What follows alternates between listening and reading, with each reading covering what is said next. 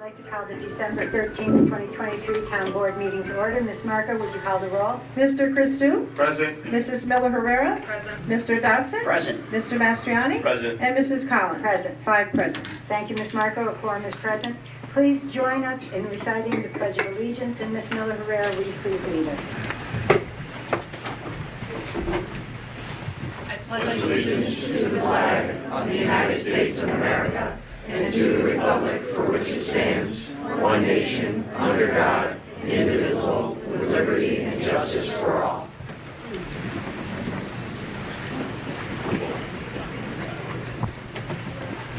Tonight is our last meeting for 2023, and we have several presentations. But before we begin, I feel it's important to acknowledge council members Ms. Miller-Herrera and Mr. Evan Christou. They have both served on this board for 8 years. They have contributed their time and their talent to make Rotterdam a nice place to live, and I want to thank them for their dedication.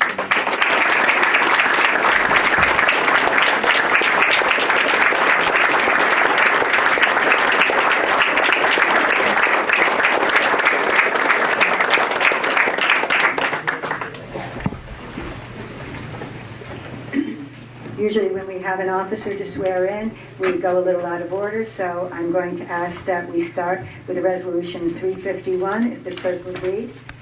To appoint a police officer? Okay. Is there any discussion? Do I have a motion? I'll make the motion. I'll second the motion. Motion by Mr. Dodson, second by Mr. Christou on the question. Clerk will call the roll. Mr. Christou? Yes. Mrs. Miller-Herrera? Yes. Mr. Dodson? Yes. Mr. Mastriani? Yes. And Mrs. Collins? Yes. 5 yes. Resolution passes. Okay? Chief? Thank you, Madam Supervisor. Good evening and welcome. Today is a special day as we officially welcome and swear in a new police officer who has chosen a noble profession, one that requires courage, integrity, and a commitment to serving and protecting our community. This ceremony marks the beginning of his career with the Rotterdam Police Department. We are honored to witness this milestone in his life.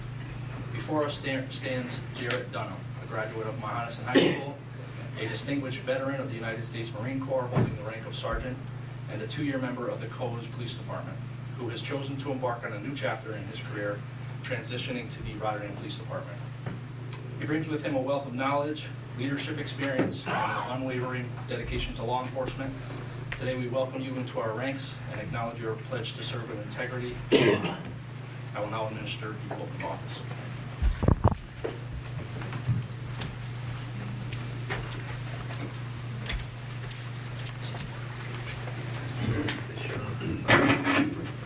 And just repeat after me. I, Jared Dunham, I, Jared Dunham, do solemnly affirm do solemnly affirm that I will support the Constitution of the United States that I will support the Constitution of the United States and the Constitution of the State of New York, and the Constitution of the State of New York, and that I will faithfully discharge and that I will faithfully discharge the duties of the office of police officer the duties of the office of police officer according to the best of my ability, according to the best of my ability, so help me God. so help me God. Congratulations.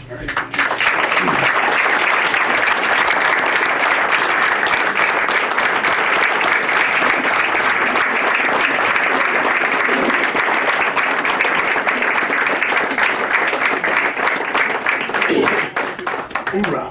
Thank you. Congratulations. Thank you. Congratulations. Thank you. You're welcome.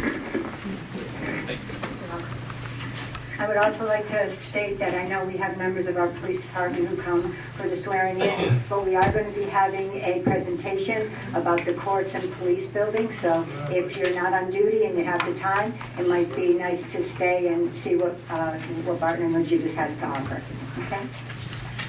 Next, would any of the representatives or all of the representatives from Mahonison Marching Band come up front?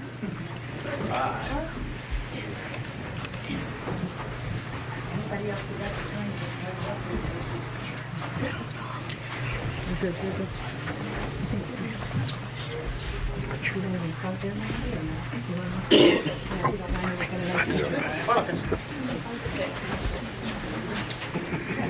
We have a citation for you, Oh, and it says, "Whereas so we can see everybody.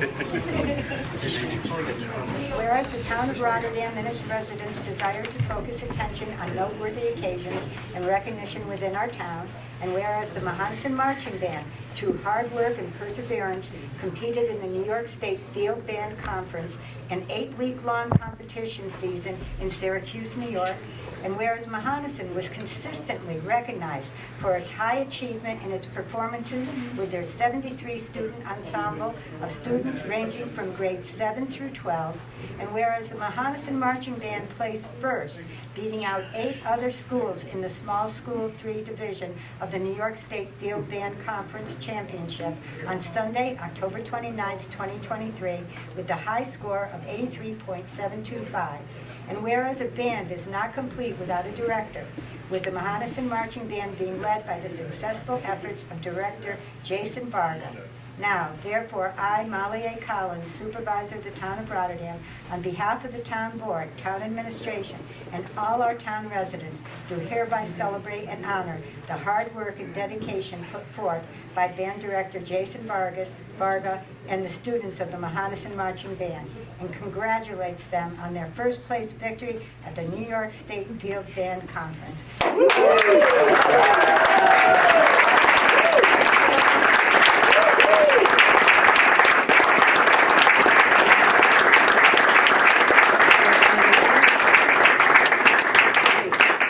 Thank you all so much for the citation.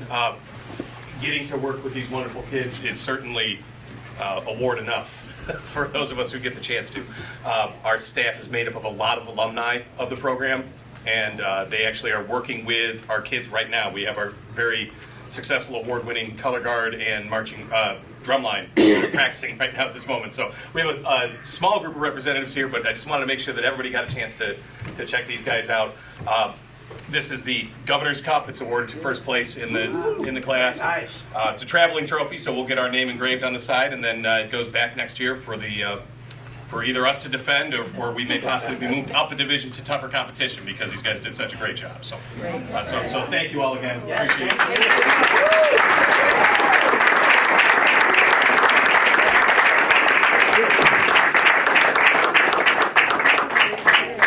Go Warriors. Thanks so much. Thank you.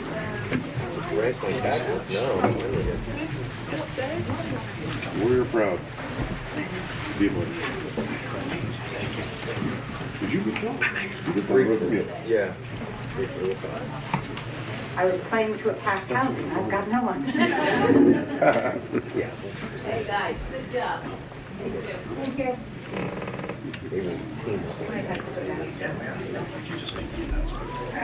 And the members of Barton and Judas team that have been working on our courts and police station will be coming up to give a presentation.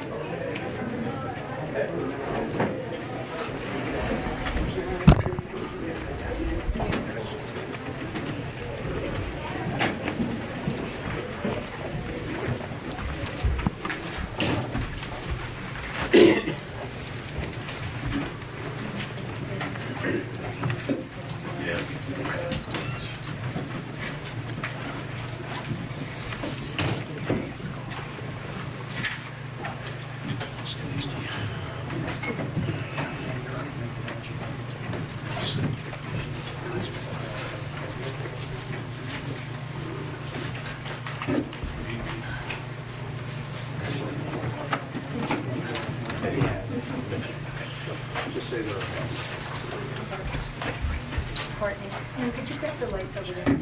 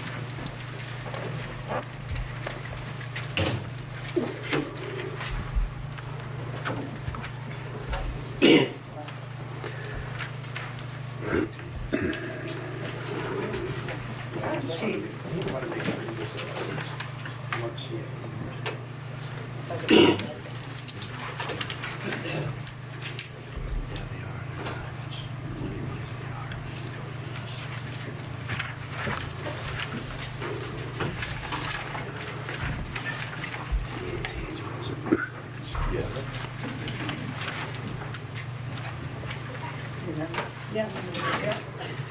Is that how much water we're gonna have around here? We're having an indoor pool. The whole town's gonna need a pool permit. Just walk some.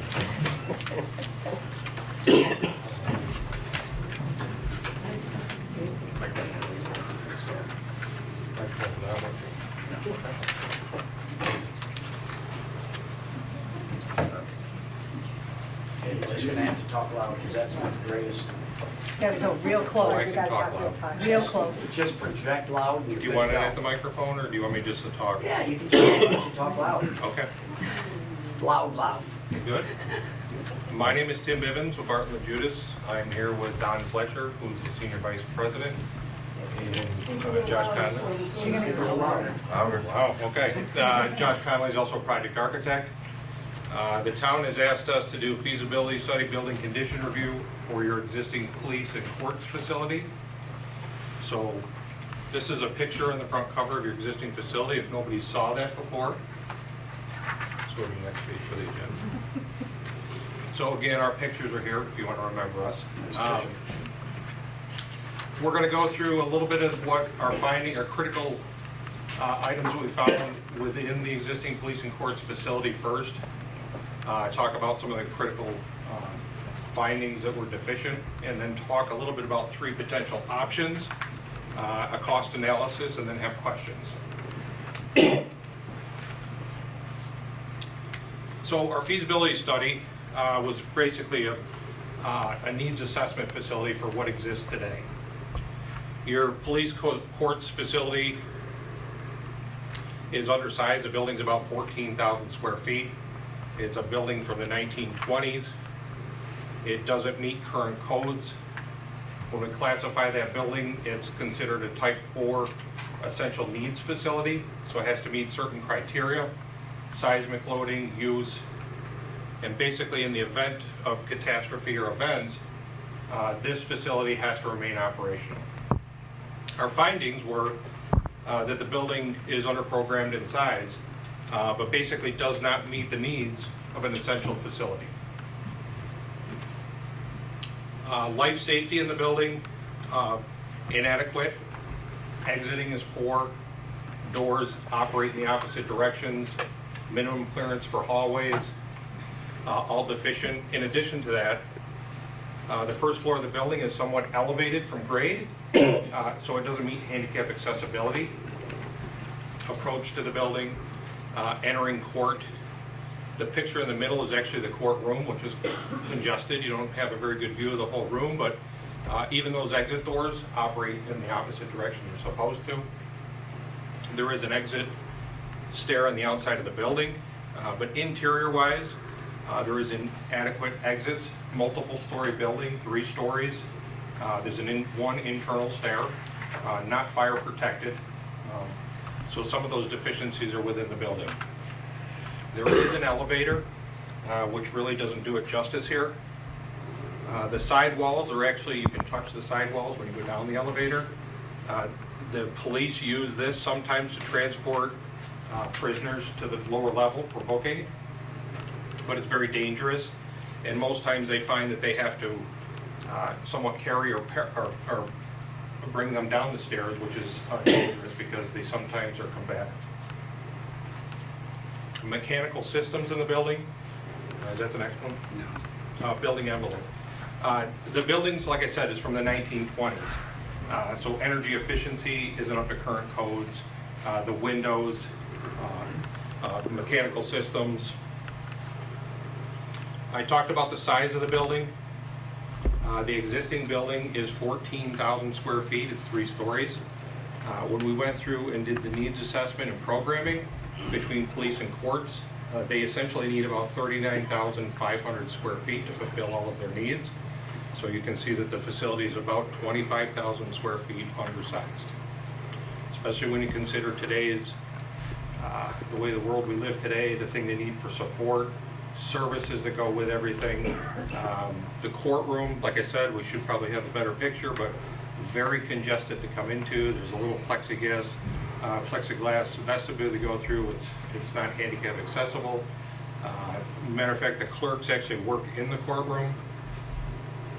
And then the other services in the building are pretty congested and crowded. So any room for expansion, even within the existing building, is pretty much impossible. And the space needs are critical to the services of this building. Staff workplace, I kind of jumped ahead a little bit, but crowded, overcrowded. Again, the courtroom is where the clerks actually sit in there and work. And future expansion, the site is very congested. You'll see that in the future slide.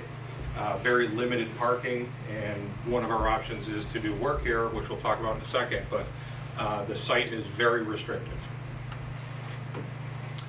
And then I touched on, which are the pictures here to the right. These are utility rooms, mechanical rooms, insufficient, past their useful life, inefficient, hard to upgrade. A lot of the mechanical systems and furnaces are compressed into closets.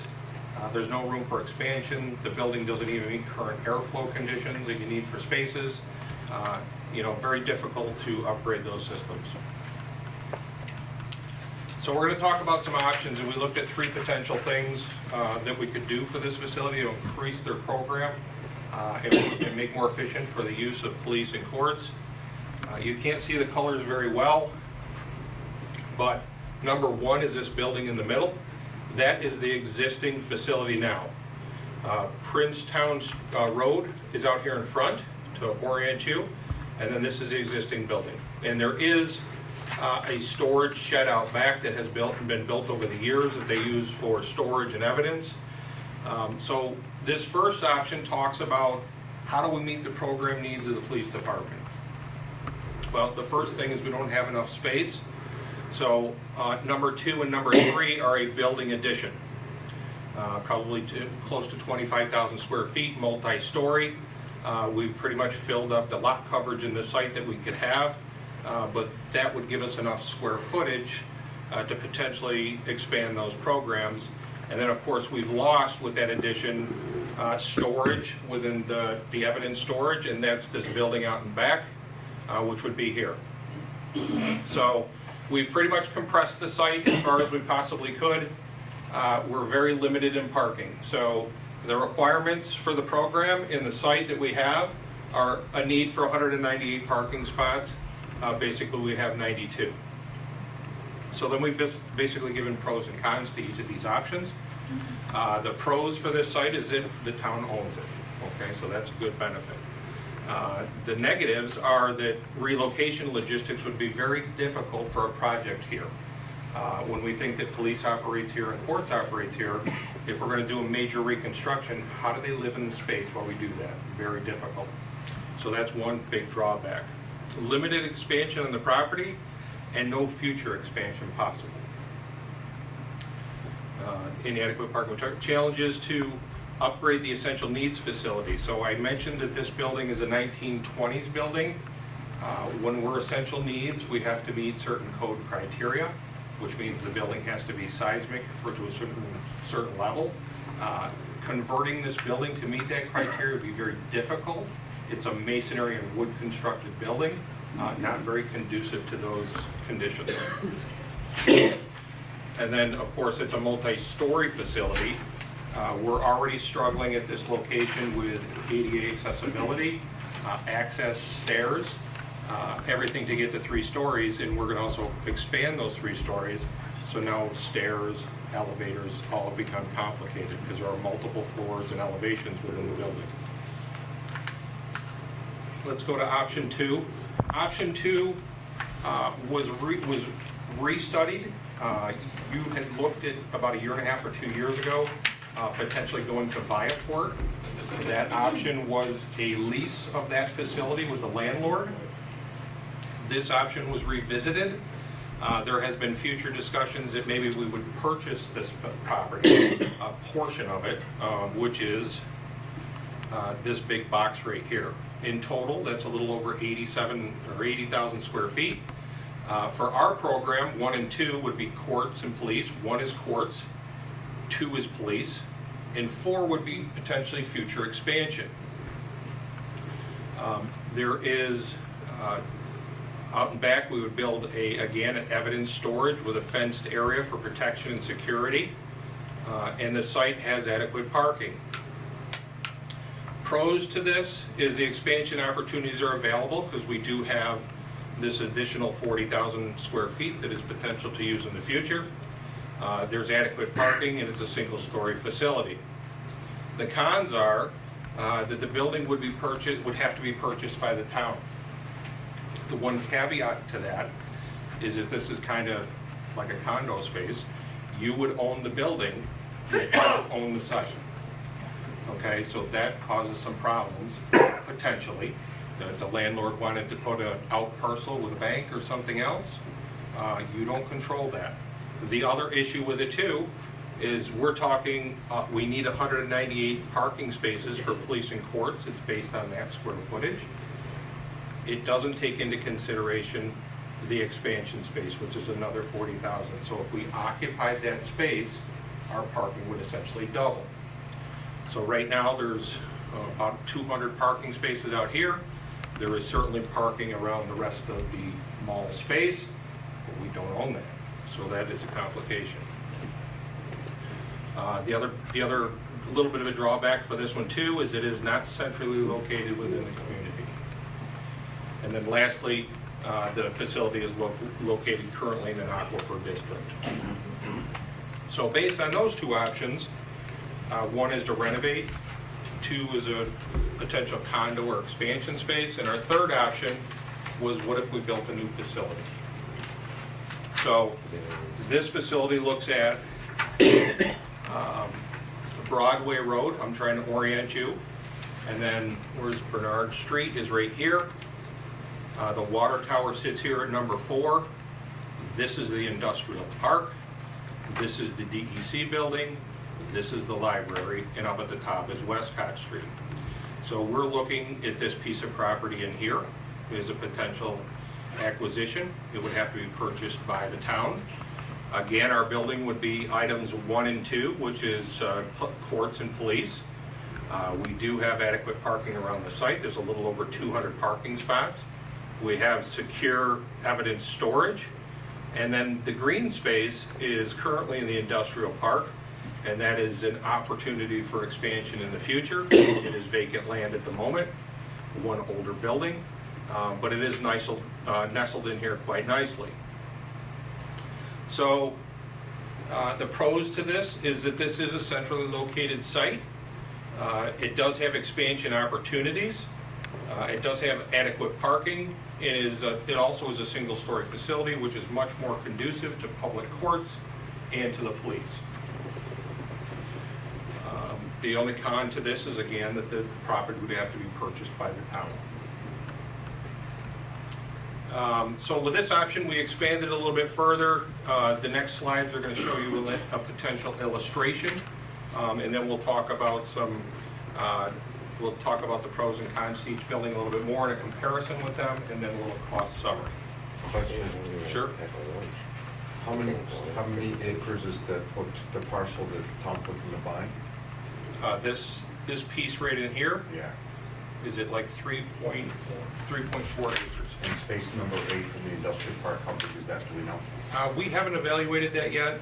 It's not currently available, but there have been some potential discussions that they're interested in something that the town could do there. Combined, it's about 6 acres. Yeah. And I think your future plans too are also that this water tower will get replaced or removed in the future, so there's expansion there also. It is a nice location. It does give you an opportunity to create more of a community campus. There is potential for future expansion of town services. You're close to the library. We have excellent access to Westcott Street and to Broadway Avenue. So this is one of about 4 sites that we looked at, and we just did a concept to see what would work here, but it's the comparison to, we want to make sure we look at the existing facility, what we could do with it. We wanted to look at the option that we looked at before, which was Viaport, and what was available to do there, and then what if we could do something else. Any other questions before? No, boy. How does the traffic, the constant traffic at Five Corners for Broadway, Lanesburg Road, Princeton Road, impact the ability of the police to get out of there in an emergency? Well, the greatest thing about this is we have the access up here to Westcott and around, and then, of course, coming out the back. Our entrance is here, quite a ways away from this entrance. We certainly can come up Bernard and come down Wallace to the light. So there's several ways in and out of this site, which makes it flow quite well. However, would it be a recommendation to do a traffic study as this option? Yeah, it probably would be yes. And the other thing too is we studied a little bit, right? Bernard right now is a one-way street.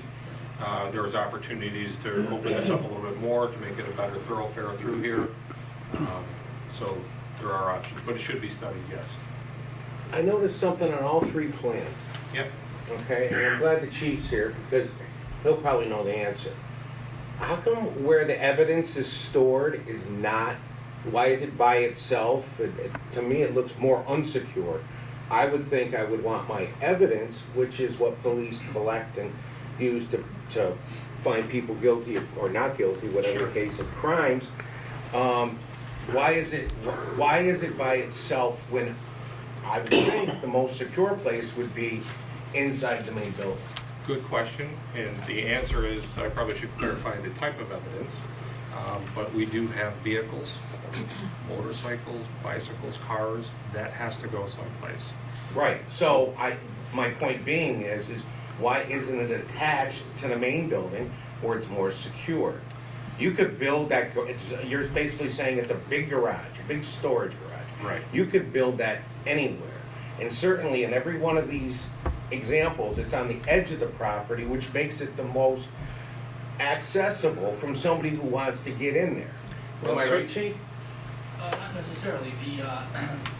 Like you said, those storage sheds are for vehicles, which obviously we can't bring into the building. Right. The storage shed that we currently have is not attached to the current building, but this total facility is fully fenced in. Yeah. And we would be doing No, I get that as well, and so was our southern border, and that got cut up too. So, I'm just trying to prevent a disaster of evidence coming up missing. We've had fires around the country over the last few years of evidence storage units just magically catching on fire, and I don't want that happening to your department or the court system here in Rotterdam. That's all. Yeah, this storage facility is fenced in. There is secure fencing around it. Obviously, we'd have cameras and stuff. I think the couple big answers for you is one, it's mostly vehicle storage. So we want it accessible on multiple sides for tow trucks and other things. Secondly, that building we would like to build a lot cheaper. So we really wouldn't want to attach it to our building because it's probably going to be a metal building of some sort or something less significant than, our municipal building. So it's okay to have it someplace else on the site as long as it's securely located. But valid points, very good. Inside the facility, Ken, is there Evidence? There are evidence rooms in there. Absolutely. Actually, it's more than half of this building has a basement, and it's going to be secure for evidence. Thank you. There are a lot newer regulations for securing your evidence, who's accessible to it, where you place it, no windows, all that kind of stuff. So that's something that will be taken into account. Okay, thanks. There were a couple more hands I saw earlier. I had the same question. My question is almost the same as his. I can't believe that. How big of a room do you need for evidence, actually? Quite a bit, actually, and it sits for quite a period of time. The vehicle evidence building we talked about are within the building. No, I'm talking about how much room you need just for the evidence. Never mind the big garage, but I understand you put the stuff in there that you need for truck and all that stuff. It can vary from time to time, but I think right now we're accounting for something around 4,000 to 6,000 square feet. That's why it's in the basement area. Some's held long-term, some short-term. Some items are bigger. Yeah, but what I'm saying is you can't find, you have to walk from the building to that building over there to get evidence every time you need it. Just a car. If you make, The building out back though is vehicle evidence, so cars, motorcycles, other big items like that. but that was, so where's all the little evidence gonna go like? drugs and In the stuff like basement. that? So In the that's basement of the what building? goes in the basement. It's a conditioned space, it's controlled, it's secure. That goes in the In the basement. basement of the same building you're talking about? No, the basement, it would go in the basement of what number 2 is right here. So it's within the building. We have an elevator to get to it. That's my question. Yes, sir. Anybody else? So a conceptual picture, we thought you'd give a little vision. Do you want to talk? You want me to? Go ahead. Give it a shot. So, here's a conceptual rendering of what a new facility could look like. The site is situated to allow vehicle access on all sides of the facility. Additionally, this concept will provide sidewalks and landscaping between the parking areas and the building, with a potential park space by the main entry at Twinsburg Road. The exterior of the building is block brick construction, typical of government buildings, with storefront entry doors and windows. The hip roofs would be standing seam metal roofs, while the flat roofs would have tapered insulation and to roof drains and rubber roof system, or EPDM. Access to the building would be from either side, either the public side or the secure side, through a centrally located entry, with the police department on one side and the justice court on the other. So here's our, go back one slide a second. Sure. So with the concept plan, Broadway Avenue, this is foreseen as the primary entrance. So that view that you're looking at is if you're standing right here, looking at the, what we'll call this side, the lower side, the front of the building. So if we go to the next slide, this prominent piece in the middle would be your primary entrance. There's circulation that could go in either direction. This end that you approach first would be the courts end of the building, and the opposite end is police, because this is more, courts is more public, so we're trying to keep the public parking to the front side. But a prominent piece for entry, and then the two flanking sides for the two services.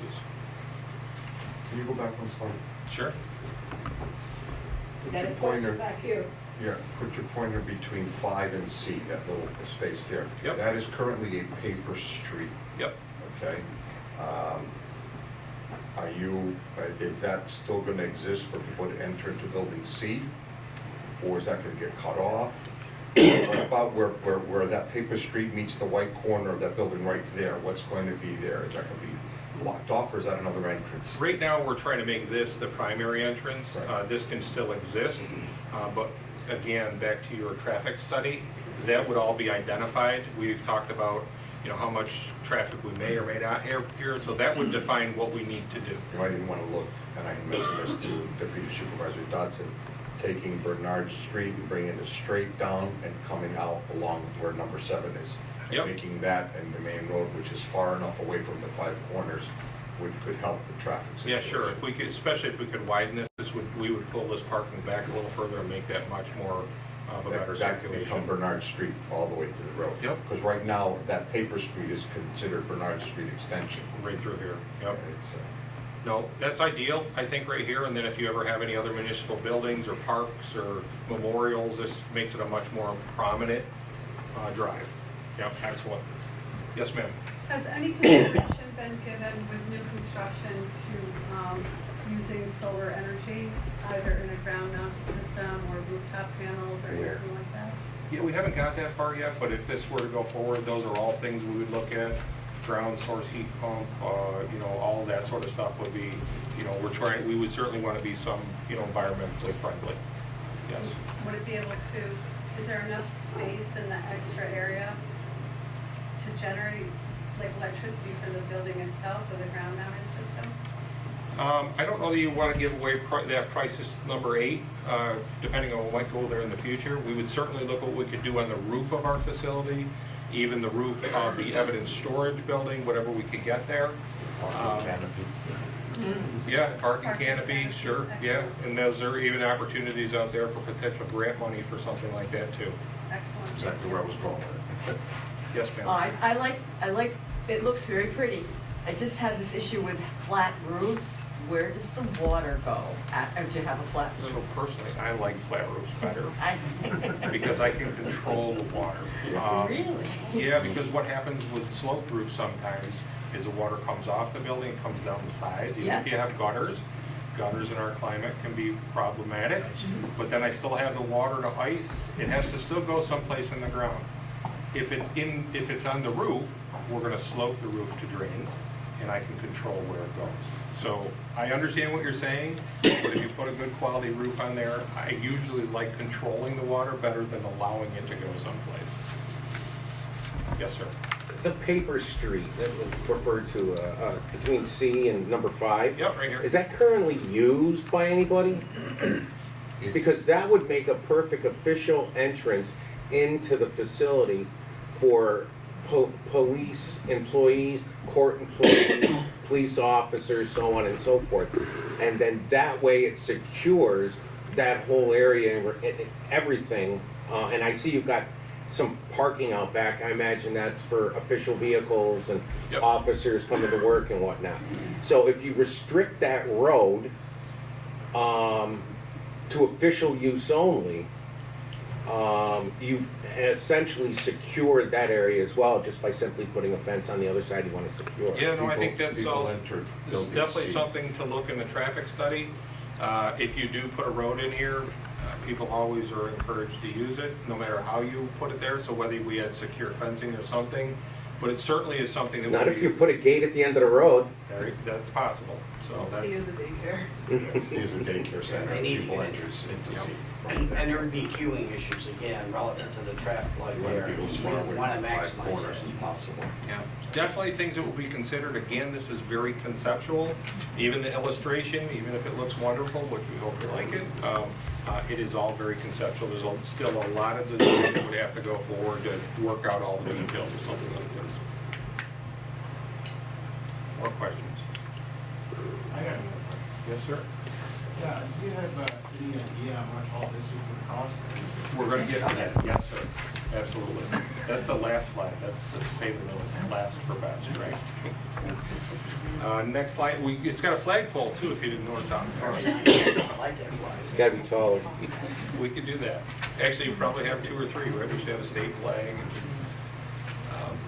All right, so the next slide is a little bit of a comparison between all 3 options. We just wanted to make sure that, we checked the boxes of looking at everything, so that's just kind of what this is. Josh, go ahead, give us a quick overview. So again, with option 1, it consists of the renovation and addition to the existing facility. Option 2 is the existing Viaport option, or a box store relocation and renovation option.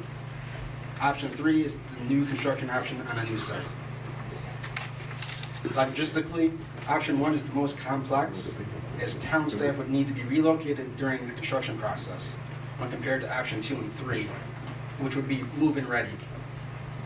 Occupied or program space needs are 39,500 square feet, as identified by the town core and police.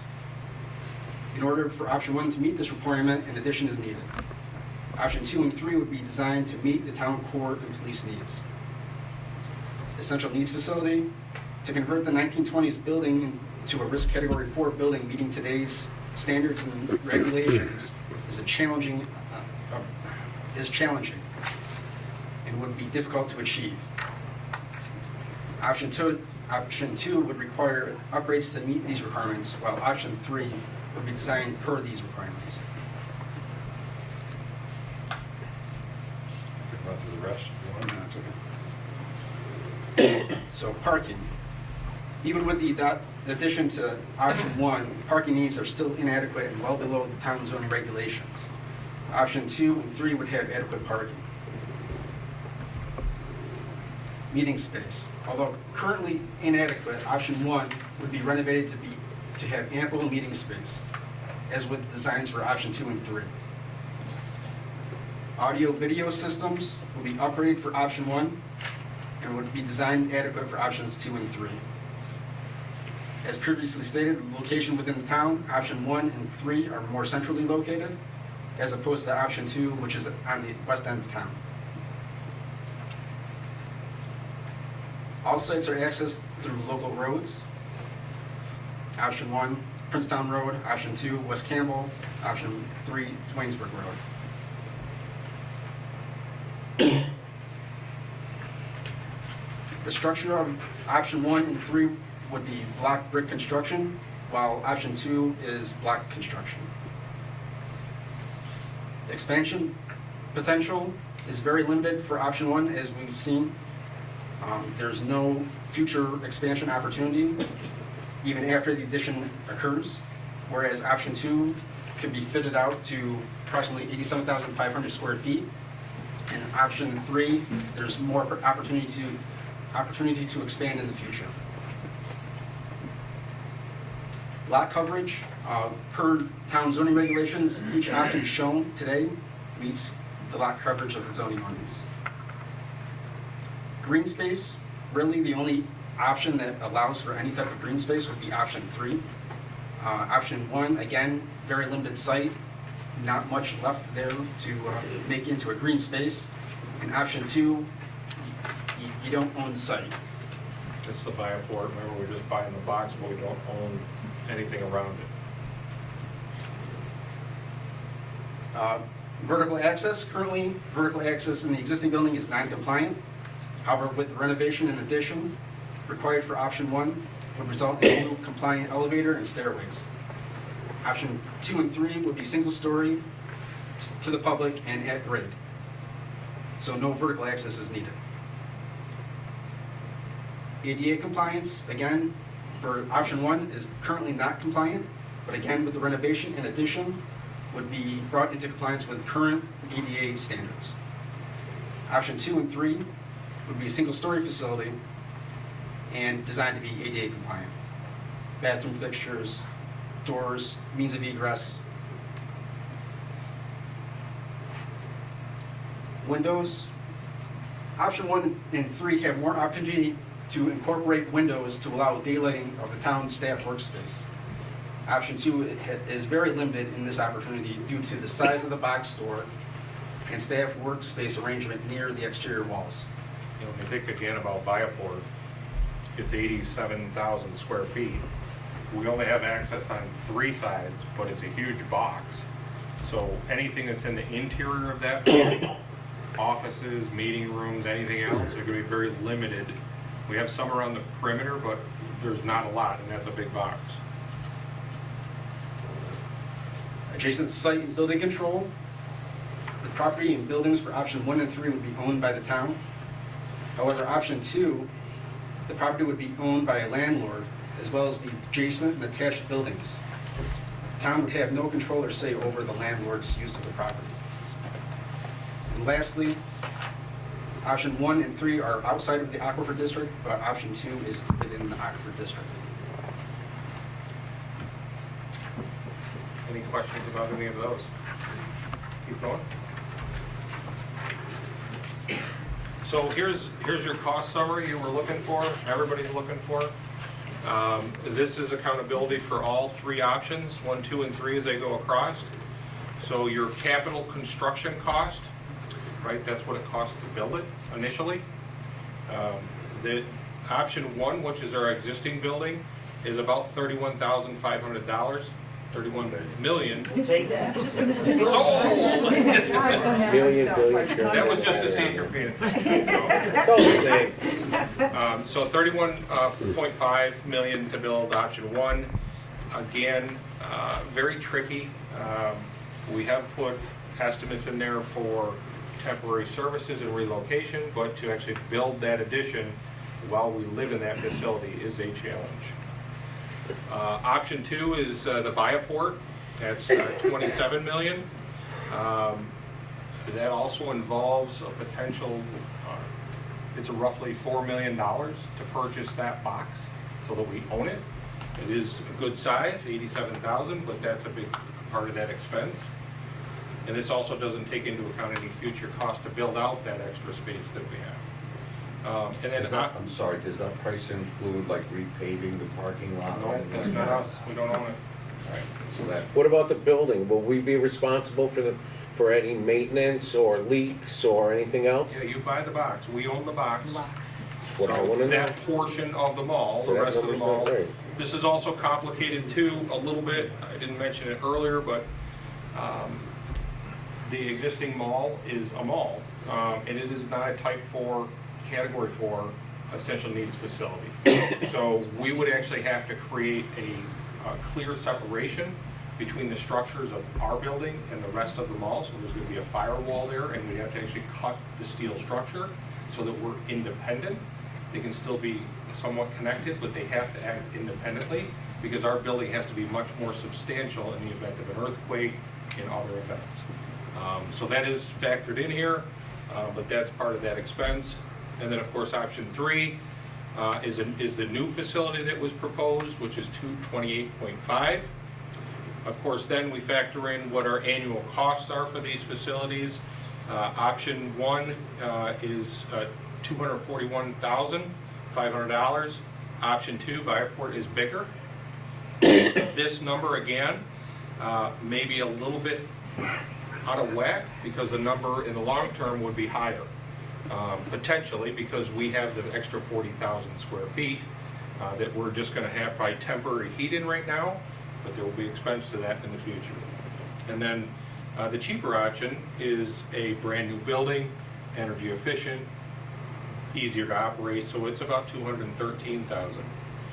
So your 30-year capital cost expenditure, option 1, $67.5 million. Option 2, $62.7, and then the new option is actually $60.9 million. When did you generate those numbers? Within the last 2 weeks. Thank you. Any projection on where that's, I mean, you're saying year 1 annual cost of $200 for option 3. We'll just pick that one. Yep. At the current rate of inflation, I see that number go up substantially. Do you have It's anything plugged into your data to, Yes. where are you generating the 30-year cost from? It's a whole spreadsheet that calculates all of these items. No, I get that. I'm like, what form did you use? What did you use for annual inflation? And so on and so forth. I mean, yeah, I could turn around and say, sure, it's gonna cost $213 now, but, I mean, let's go back 30 years from today, okay? 1993. Do you think the annual cost would be $213? Or do you think it would be more or less? And would it be substantially more or less? Well, one of the things that we do have to judge us about is we do know what the operational costs are right now Yes. for the existing building. But when you project it out to 30 years, what, you said you used a big spreadsheet and all that. To me, that's not very transparent. I'm saying is, when you figured in inflation, what percentage rate were you using? The current inflation rate, higher, lower? I mean, what are you doing? 3%, right? Per year? Don Fletcher, Barton and LaJudas. Like this is noted, year 1 annual cost or that cost, and we included a hybrid of 3 to 3.5% annually on cost going up. That's what we used there. On the capital cost. But what's the current rate of inflation now? I think it's around 5.5. Well, That's really gonna blow up COLA on was us over 3.2 time. this year. Last year, COLA, cost of living increase was a very large number last year. This year for 2023, I believe it's in the 3.2 type range, is the number I've seen. So, previous numbers. But they don't figure in things like the cost of energy, housing, food. They figure in stupid stuff that the vast majority of people don't buy. So if you really look at true inflation, it's probably closer to double digits. Well, whatever, it's certainly more than the 3.5 you're anticipating. So what I'm getting at is, if your numbers are off, what recourse are we gonna have to come and say, well, geez, you lowballed us? Well, at this step, it's a feasibility. I get that, but I'm saying if it all got passed tonight. And it's starting to go section by section deeper. There was an earlier question on solar.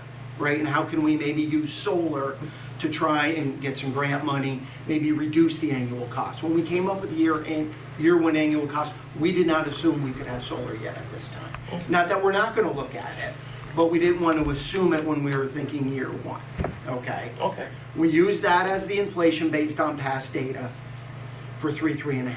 Capital cost was purchase of land, purchase of material. We know material has went up considerably in the last 2 to 3 years.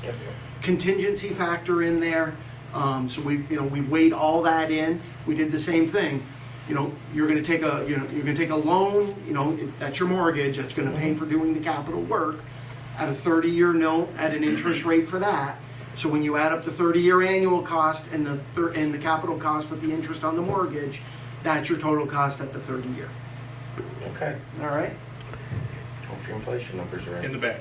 I'm assuming that 28.5 on option 3 is the whole site work, gift wrap at the end of the day, right? That whole. What is the cost of the physical building itself? Roughly, do you remember?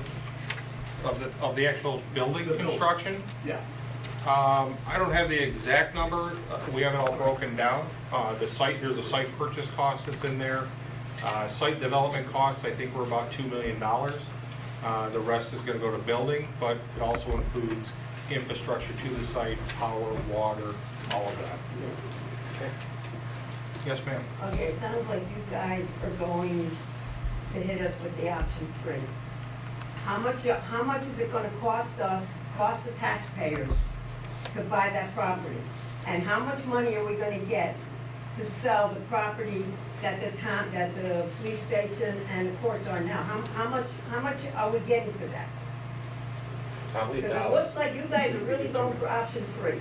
Well, through the exercise, option 3 looks like it's the most economical, long-term for sure. It also gives you the most current and up-to-date building by those numbers. So there is a site purchase with. How much is it? Just the purchase of the land, how much is it? It's like $850,000. So how much, did you guys take into consideration of selling the other property? That has been totally owned discussed. by taxpayers? We did not include a credit price back to sell that. It doesn't mean ultimately it couldn't be done. We did not include it in the analysis. Okay, I just got one more question. Yeah. And this is really bugging me. Why did you guys use Viaport as option 2? When the people of Rotterdam, a year and a half ago, said they didn't want Viaport to be part of this program. Yeah, we really just included it because the data was already there. We had done it before. So it was revisiting what was there. The program was developed for the building. We reinvested in looking at what the new programs are, but we already had the data for that. So it was easier for us to reevaluate it and make sure that that was inclusive. We wouldn't sweep it to the side because it is still a viable option, but we wanted to make sure that we at least revisited it and it was presented. And Tim, that option 2, those numbers would be pretty equivalent to any kind of box shell building, an empty, we have a few in town. Yes. Office Max, Staples. Yep. That option 2 the analysis would be near identical. They would. You'd have to put in. Yeah, the build-out construction cost would be very The similar to plumbing, the boxes, the box, wiring, unfortunately. Well, and none of those No boxes are windows. Type 4. And they're not type 4, which this one is not either. So there is a cost to convert that to a higher category building. That just kind of answered the question before, more or less. Sir? Have you looked into any state or federal money available to help offset the cost of That is buildings? ongoing, yes. Yeah, you were saying that the parcel land that you want to buy, now that's not on the price for the building itself, correct? I'm sorry, what was The that? property that you want to buy. The cost of the purchase of that property is factored into that It's number. already factored in the price? Yes, it is. Just like option 2 already factors in the cost of the box. Now, how purchase. big is that land that you want to buy for that price? Where we're showing, go back to that slide for a second, option 3. So not including 8, this piece of property we're talking about is about 3.4 acres. No, I'm talking about where the parking lot's going to be. Over here? That's not included in the plans, correct? Yes, sir, it is. It is, but how big is that? This whole site is 3.4. Yeah, I mean, I understand. That's That blue area right there. The blue? Yeah. No, Okay. not that, right to the right of it. Number 8. That's Number gonna be 8. the parking, correct? No. No, that's industrial parkland. It is available for future expansion, but that's not something we'd be purchasing Okay, at this now, time. my question is, if you wanted to buy that, how much would they ask you for it? I don't have that They're answer. selling it. Would that be feasible if you want to, if you're going to spend all these millions on a building, you want to try to secure another piece of land that goes with it just in case you need it? That could be discussed and approached, but we're trying to give a fair comparison between the three properties. Yeah, and going back to the prices, like the gentleman was talking about, this, everybody's talking about. I worked in construction all my life. I built houses, I did it all. And every year that I wasn't in the business, things kept going up. They don't go up 3%. Raises go up 3% to the people that work. Now, you're talking probably double that for the price of the materials that you're gonna pay for. Understood. Yes. That inflation we talked about was for water, sewer, electricity, annual cost cleaning of the Cost of building. operations. It was all the cost of operations. Okay. But you were absolutely right when we were doing the estimating of the capital cost. And sometimes it's even more than 6% of the materials that you're gonna buy. We've seen 30% in the last 2.5 years. So the construction number that we put up there, the construction number, not the operational cost, the construction number factors in the cost of construction, inflation, and escalation of, we've already had a factor in here. This could be obviously 2 years away, so we're already forecasting what that cost is. I just think we want to get all the answers, the questions That's why we're here, answered, sir. Absolutely. so we know what is going on, so you're not going to add anything on later on. Because we're going to get stuck with some of the payment for this, and that's guaranteed. Even though you get federal help or state help, we're still going to pay for it. All excellent points. I completely understand. Yes, sir. You keep talking about these level 4 buildings. Yes. Okay. It's called an essential needs No, facility. right. Fire stations, ambulances, Right. hospitals, Right. police. Right. So, what level is the current building? What would it be considered? 1, 2, 3, 4? Or is it go up to 10 is the So worst? it goes to 4. So four is the most secure. 1 would be a tar paper house, basically, right? Well, your existing building is in the range of a 1. Okay. Yeah. It's a what could- masonry building with wood. If we don't sell it, how could the town repurpose it for something else? Would it be able to be used by another department that in a few years will want a new building too? If you wanted to keep the building and it was offices, that would not be a category 4. There you go. Thank you very much. That's all I needed to know. Yeah. But if it's a fire station, a police Right. station, No, I get all that. essential needs, that is something different. Yes, sir.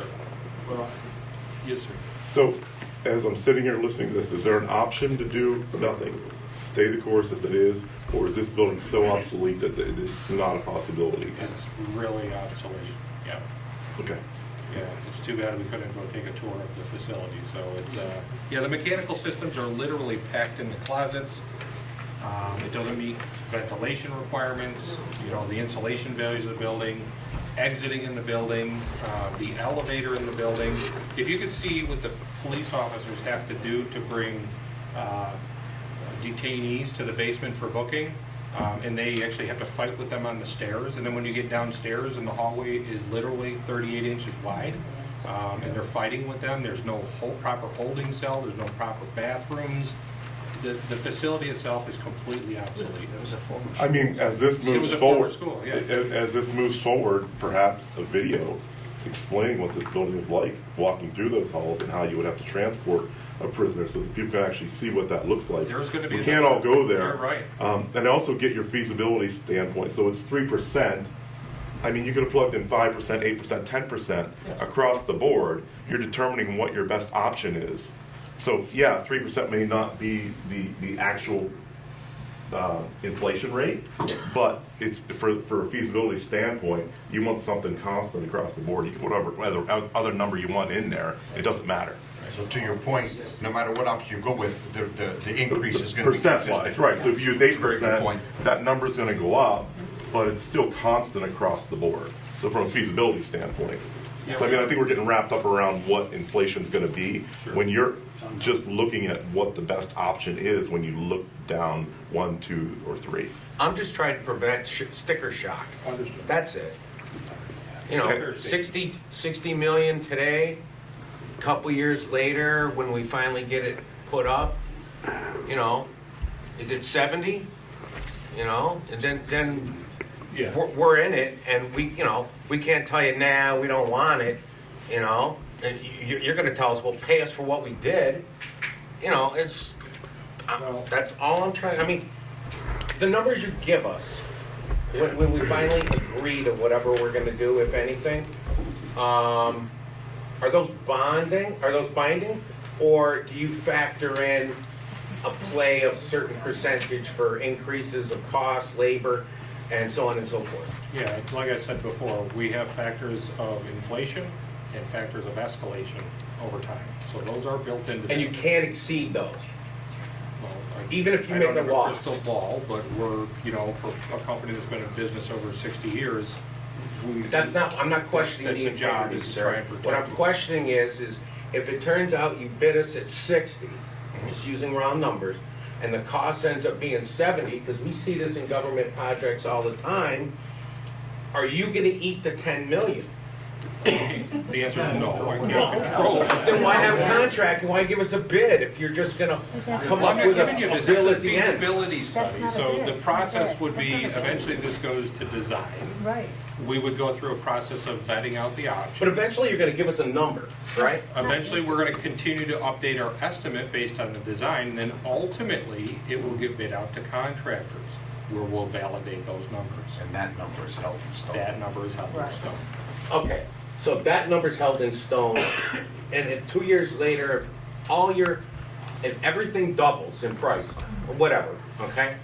You're gonna have to eat the difference? Is that what it's saying? No, this is just the introduction of the idea. The purpose is to kind of see 3 various solutions and what we want to, what we're kind of gravitating to. The next phase would be, how do we pay for it? How do we finance it? And that's what we're going to have to grapple with. I don't know, if I'm shopping for something, I always try to figure out how I'm gonna pay for it before I go buy it. But that's just. Well, we haven't bought anything yet. How long will it take a new building to be built from the green light from the town? I'm sorry, ma'am, I didn't hear you. How quickly how long does it take for a building to be built, once this town green lights this, let's say we get the Shovel to financing? turkey. What are we looking at time frame wise? 2 years. 2 to 3 years is a typical time frame. If you were to sign contracts, design started, the design process is 6 to 9 months. You have a bidding and award process, and then construction's 1.5 years to 1 year and 9 months, roughly. Going back on the cost, one of the things I wanted to raise, if you go to the cost sheet, we haven't factored in finding any grant money. We haven't factored in, like we said, things like affordable energy or things like that. One thing we did look at is if the town was going to take and go with option 3 and do a 30-year note out at typical what today's interest rate is, what is the impact to the taxpayers? So we looked at it compared to the budget that was recently passed and looked at homestead and non-homestead.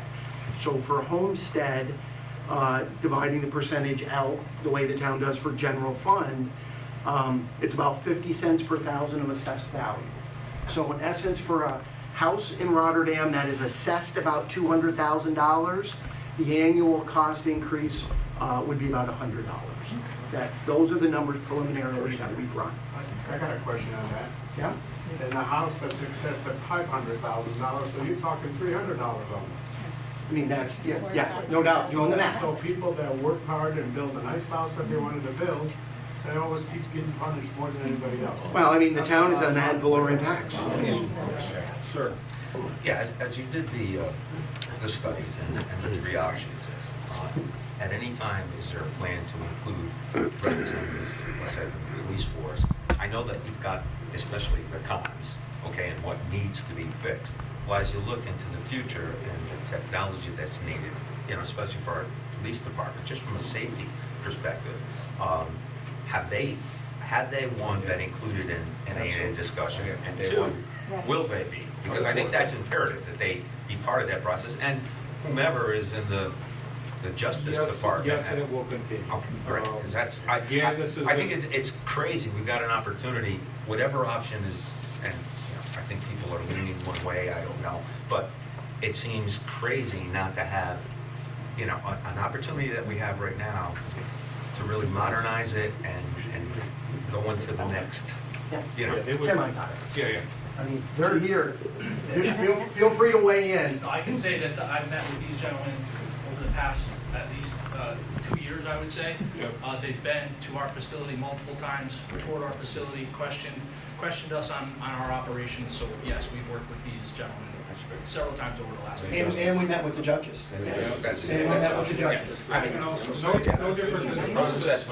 Yeah, no different than the process before we buy a building. That was all. That's good. That courtroom. It's that type of sense, because when you walk in there, the doors squeak, the doors don't even open good, they bind, Sounds like and there's my house. nothing there.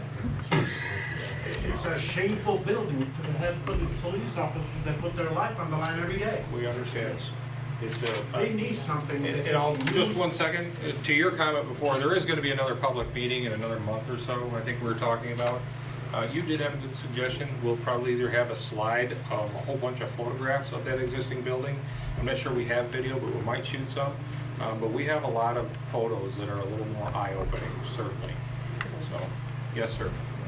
I just had a question about the annual costs for option 3. Is that number actually less than the current building that they have now? Yes. It is. Yep. It costs less to operate a new building. Yeah, when you think of it, again, it's a 1920s building, there's no insulation, there's just a block wall with plaster on it, we're just heating the outside of that building. Yeah. And then the equipment that's in the building, all the mechanical systems and everything they're ancient, so. Did you guys anticipate that to be less to build brand new than to renovate at the existing site? Did you anticipate that going into it, and were you surprised at all when you tried to figure out how to, how the renovation would actually work, that it would actually be more expensive? Didn't think it would be the cheapest option. Right. Viaport had some stuff to it, but it's a bigger box. The existing building we knew was going to be difficult. The numbers don't give it justice. I'm still very concerned with option 1 that for them to live and operate in that building while we construct around it. Well, and let me say, difficult. and let me say again on option 1, let's not forget, we've maxed the parking and we're at half of what we need.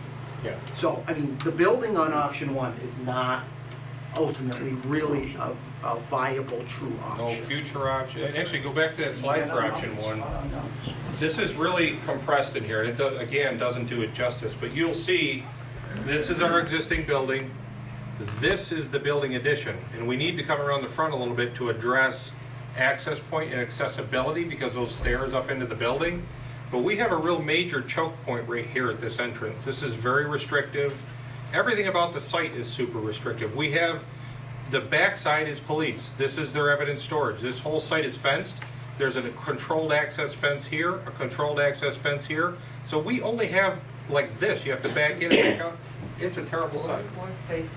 Put it this way, if it was a commercial developer looking to get this site plan approved, it would be rejected unanimously by the planning commission. It would. It would. Yes, sir. Hey, one other quick question. So what's the cost, acquisition cost?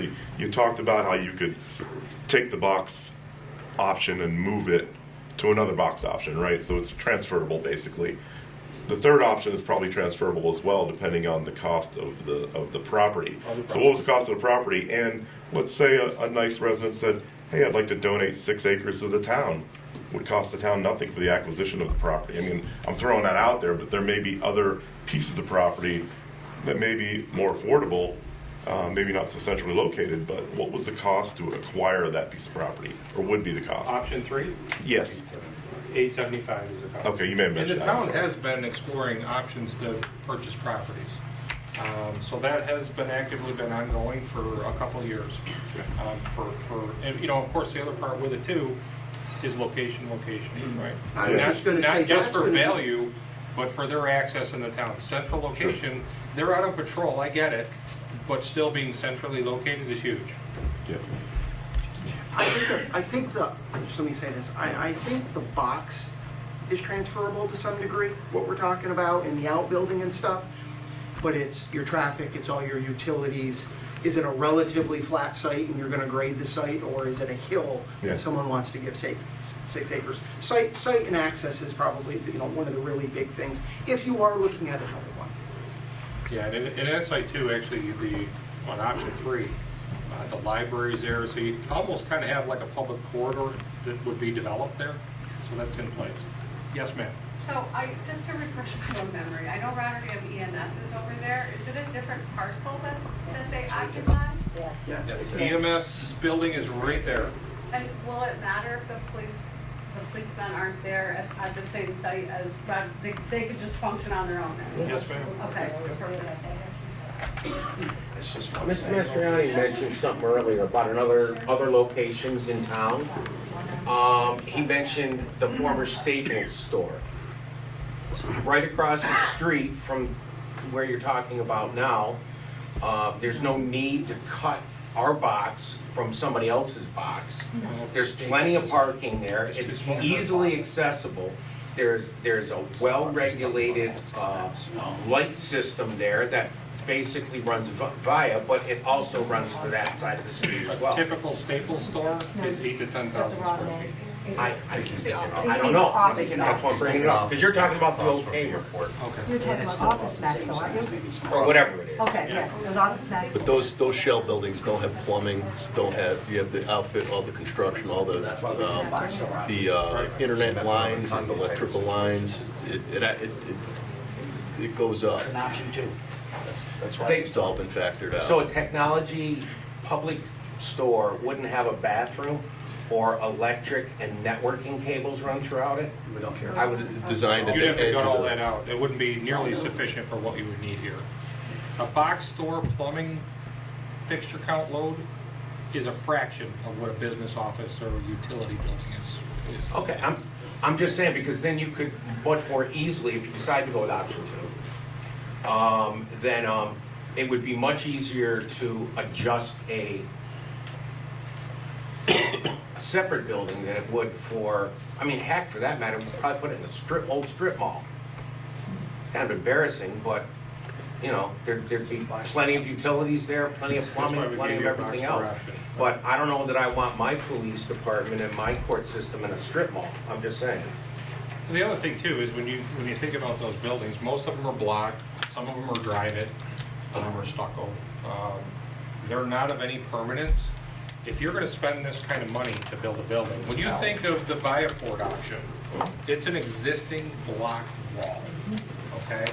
Which is okay, but it's not option 3 where it's a block and brick that's going to last. That's a 50-year plus building. If you're going to invest that kind of money, I want to know that building's there in 50 years.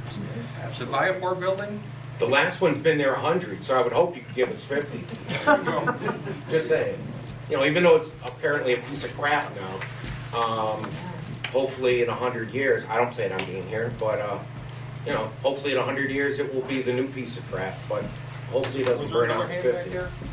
yes, I ma'am. just want to ask one question. You probably can't answer it. Probably somebody on the board will need to answer it. Is the residents of Rotterdam going to vote on these options? Or is it going to just be left up to the town board? Do we get a say in which option we want? I know you can't answer it. I guess I'll leave that up to Maui. That is not a decision of. I understand that, but I mean, I'm just putting it out there. I just need to know if how much of an input does the residents of Rotterdam have, since we are going to be paying the bill? And you also got another $34 million project of Water District 5 coming out. So we're getting hammered. So we need to know, do we get a say in it? I know you can't answer it, and I know that's not your jurisdiction, but I would like to hear from our supervisor or somebody from the board to tell us, do we get to vote on it? As with anything, you lobby your elected officials. We rely on hearing from you what you think makes sense, and that's how, the decisions are made. It's a representative republic, and we have the burden of that decision on us, and you voted us to do that, And we want to hear from you. We want to know what you think, and we want to have a conversation about it, so we I make got sure you that on the that. best decision is made. I understand, Mr. Mastriani, but you got people in the town of Rotterdam that aren't gonna get a hold of you guys. That they do not feel that this government in Rotterdam is working for them. That's the problem. Is this going to put, will this be put on a referendum where the residents can go and vote? That's all I'm asking. There will be stages along this process, but the problem is that people don't reach out to their elected officials. That's why the government doesn't work. They don't trust you guys. But that's not the way to approach it, you know? As with anything else that involves bonding, there will be a public hearing. Correct. This is going to be a bonded project. You cannot do a bonded project without a public hearing. A public hearing is published in the newspapers, it's published everywhere else. The public has the right to come and express their opinion. Well, is the So has purchase the- going to be subject to a permissive referendum? Has the town ever put a referendum on the ballot? That's why Ever? the part got kicked out, was because it wasn't subjected to a permissive Molly? referendum. So the purchase, so for option 3 would have to be, it's a purchase or acquisition of lands. Has the town ever put a Yes. referendum on the ballot, ever? Yes, I believe we had a referendum on whether or not the REMS was going to become a taxing district.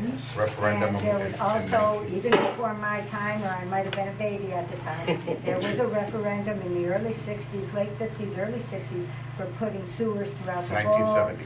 No, 1970. then I was a little bit older than a child, unfortunately. No, But 1970. yes, there have been Because at that time, the times. federal But government was again, granting I 90% of the think cost of that service. the whole We passed on purpose it. of this is, I have been to the police station, and as much as I don't see anything wrong with our town hall. Yes, it needs a new roof, and, you know, carpet here is kind of shot, but other than that, I'm not one to just go and get rid of an old building and build brand new.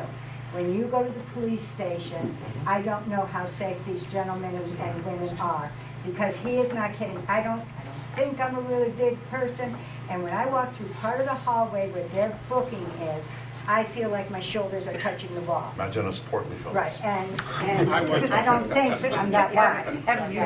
Evan, you and I couldn't get through there. No, I couldn't. And We'll you have to have push to each look other. at it for the safety of not only our Yes. police officers, but the safety of whoever they're arresting. No, well, I mean, if we're gonna So- drop 60 mil for a new police and courtroom, which, whatever, I think we need, and it's obvious. That's over 30 Why- years. Right, I know, I get that. Why don't we expand the plan and move the town hall there into a more efficient building? Into a centrally located municipal area for town residents to gather and get information. This is the reason why we have these meetings and why we plan on having another one. I'd like to see it out in Rotterdam Junction too, so that the residents can speak and give us ideas. I won't speak for everybody on the board, I'll speak just for myself. I don't have all the answers. So when residents come up and say, what about this option, what about that option? I listen, you know? So I have no problem with it, but right now, we needed to see, to the best of our ability, here's 3 options, which is either renovate, and it's the same for our own houses. We're either gonna renovate our house, we're gonna find another pre-existing house that we like, or we're gonna build from scratch. Those are always the 3 options you have. So at least we have some kind of information as to what we're going to do. Is it gonna be done tomorrow? No. And like I said, we'll have more informational meetings, and the people can speak. They spoke on Viaport, and they will speak again. Is this a number 4 building, as you talk about? No, it isn't. Is it required to be a number 4 building? No, because it's already been in existence. No, It doesn't have essential needs in the facility. it does, so, the town hall is not considered essential, and I get that. It's a A business police, function. fire, EMS, comm, all that stuff is essential. Okay, just check, I mean, if, you know, because I know a lot of people have said, building's getting old, it's not very efficient. You know, if we're gonna drop this kind of money, why don't we just build the Rotterdam Municipal Complex, you know? And if you need to do something with Rotterdam, you just roll over to wherever it is, and you got everything. Well, that option 3 could potentially give you that option in the future. Right. That expansion space in the industrial park, you could have a town hall there, you could have a fire department there, there's all kinds of options that could be there in the future. Okay. I just wanted to clarify these numbers again so people don't leave with something that's misconstrued. So, option 3, the top line for any of these. The cost to construct the facility and the site is this number. So if we're talking about option 3, it's $28.5 to build it, okay? Your operational annual cost is the $213. The $60 million is 30 years. That's interest on your bond loans, and that's all of the operational cost year after year compounded into that number. So that's the full number. But That if we're doesn't talking include any about, potential grant money. it doesn't include grant money or any other extras that come in. But I just want to be clear that these top numbers, that is to construct the project. And okay? purchase the property. And purchase the properties with them. In this site. Yep. And the purchase of property for option 3 is at the appraised value? I believe it is. I don't know that for sure. I think that's been a discussion with the property owner. I think there's been some informals. Option 1, you own. Option 2 includes a $4 million purchase for that Viaport box. And option 3 is the $875 to purchase that. But those numbers are built into those costs. And you don't own the property for option 2, you only own the box. You own a condo. That was a great example. Yes. You know, that was You're right. a great But analogy. if you're talking about other box options, something like BJ's, you know, that would be different than before. You would own the space. Maybe, outside of maybe it or as maybe well. not, depends, because there's many of those that are owned by brokerages or REITs, and they own the sites too. That's why you see sometimes there's been a Staples on this property forever, and all of a sudden there's a Starbucks in the I see corner. that's why there's a different level of maintenance on different parts of that. You got it, because then you got the snow removal, you have everything else that goes with it. Well, in option 2, what happened, where's the bingo places there? Is that displaced then? Because that just got approved. That's the That's other. the other side. I love bingo. Oh, just the half. Okay, gotcha. Bingo would be our neighbor. Gotcha, all right. Because that other half could go. You'd have to big- separate that as well though, right? Yes. That would have to be separated? Yeah. Okay. Gotcha. Don't take bingo away, right? We just got it there. These people ain't going crazy. Excuse me. On Can't Sunday. hear you, I'm sorry. Where our police station, where they are now, that property? How much are we gonna get for that property? I'm sure you haven't looked into that, but that's something that, you know, if you wanted, if the people, hopefully this will go on a referendum, and the people vote for option 3, which means we got a property, a piece of property on Princetown Road that is ours. Can we use that for other things? Oh, no, just saying no, because it's really in bad shape. Who's buying it? How much is this, the town gonna get? It's just a question, because I see big dollar signs. I see major dollar signs, and I'm on Social Security, and it ain't gonna go up, and I just see lots of money going out, and I understand your question. That has been discussed. We don't know the value of it or what would happen. It wasn't included in this because we're trying to keep it apples to apples as best we can. Obviously, if there's any benefit to option 3, you do have an option to sell the building, or maybe we renovate it for something else in the future. But I don't know what that is at this time. That hasn't been identified. okay,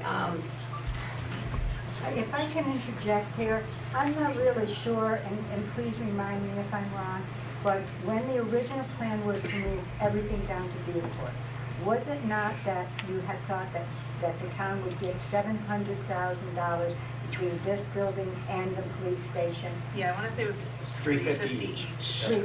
So I'm assuming that they too, the previous board, had some kind of appraisal or something done. I don't think they just grabbed $350,000 out of the air. So in a very general way, and I won't commit to it because prices go up and down, but in previous administration, when they were going to sell both properties, they thought $350,000 for town hall, $350,000 for the police station. That's as good a guess, I think, as we can give tonight. Did you have another question, sir? Yeah, I did. Did we answer it? No. Like I said, I've been at the police station, not because I got That's not what I heard. The building itself is very direct, Michael works all the way around, doesn't matter. You start from the bottom of the foundation and you work your way up. That's a major renovation and everybody's gonna buy it.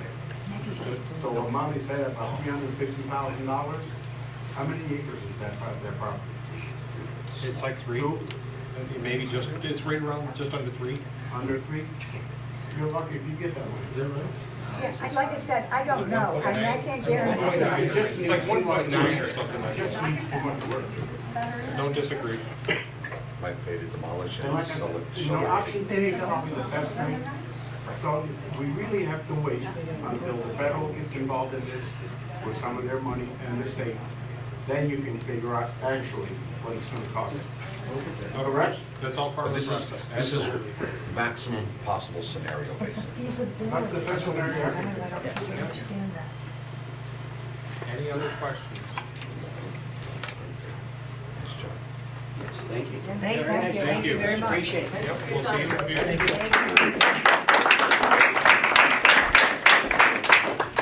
Josh, thank you very much.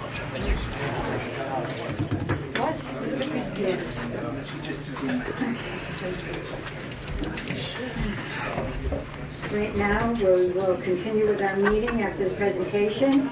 So we're going to open up public hearing number 1, which is to amend Chapter 270, zoning of the town code from agricultural A1 to general business B2. The applicant is requesting a change of zone to facilitate the construction of a 102,500 square foot BJ's Wholesale Club with 8 associated island fueling stations at 900 Duanesburg Road and a 2,000 square foot retail building with associated drive-through at 880 Duanesburg Road. Ms. Marco, is there anyone who wishes to speak on public hearing? Yes, Mary Elizabeth Slavin.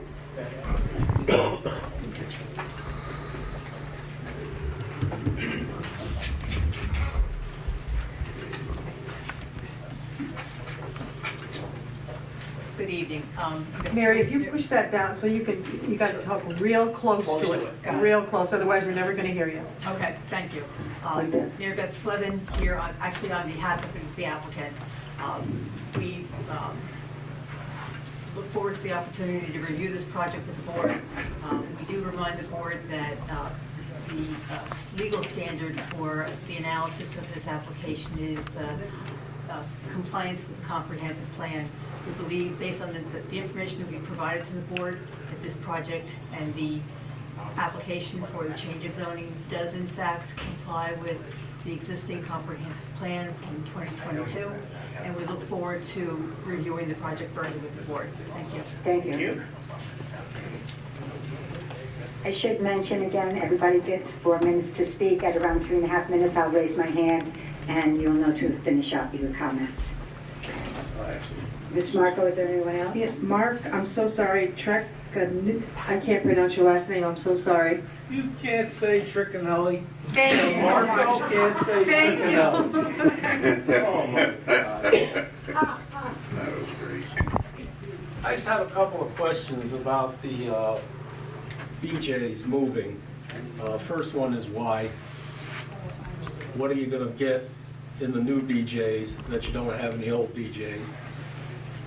Second one is, if they're gonna be modernizing a smaller facility to incorporate more products, why don't they use that technology in the existing store to put more products in the existing facility?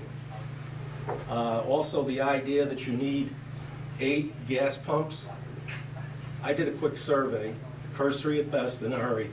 There are 10 gas stations between the old location and the new. Why do we need 4 more by a busy interchange when there's a huge pilot and you've got trucks on the road, especially in the winter? How are you going to get in and out of here for the residents? Those of us that have to go through that red light basically every day to get on I-88 or the thruway, you're going to create a nightmare. And what benefit are you going to do with this move? What's in it? Why? That's what I'm looking for. And on a totally unrelated subject, one of the joys of aging is restless nights. One night, I counted 7 trains rumbling through the town. I did another cursory dive. Last year, there were 742 train derailments. I've sat at that railroad crossing, as everyone in this room has, and the thought crosses my mind, should I be packing a go bag? I looked on the town website. Is there an emergency response, an emergency evacuation plan? Is there any, in the case of a disaster, what are we supposed to do? I didn't see it anywhere. Maybe it's in plain sight and I just didn't see it. But it seems to me these things are occurring more and more frequently. What's going to happen around here if hopefully the inevitable doesn't happen, happens? How do we react? What are we supposed to do? Who's going to let us know? I mean, it's nuts when you think about the amount of trains going through. That's all. Have fun. Thank you. Thank you. Diane. I'm sorry, I crucified you last name. Oh, I'm Jesus, so you sorry. did. I'm so sorry. Always a pleasure seeing you. Take care. Same with you. Peter Markovich, you didn't say what you wanted to speak about. Do you know? Is it the public hearing? Peter, is it the Yes. public hearing? It's About for the BJ? public. All right, Yeah. no. Is it on? Peter, Is it for the public hearing? is it for the BJ's? This BJ's. isn't privilege of the floor, this is a public hearing Hearing. for the BJ's project. Yes. Sure. I'll say it. Why is BJ's moving? I don't know. I don't think anybody in this room knows. I think you should ask BJ's. That's it. Thank you. Thank you. Okay, that's it for the public hearing. Okay. Is there anybody who didn't sign up for the public hearing but would like to speak at the public hearing? Okay. Then I'll entertain a motion to either keep the public hearing open or to close it. Is this an appropriate time to allow the representatives from BJ's to answer any of those questions? Does that happen later on? Or if you want to have Luigi do Luigi, a you presentation, Yep. that's up to That him. might answer some of the questions.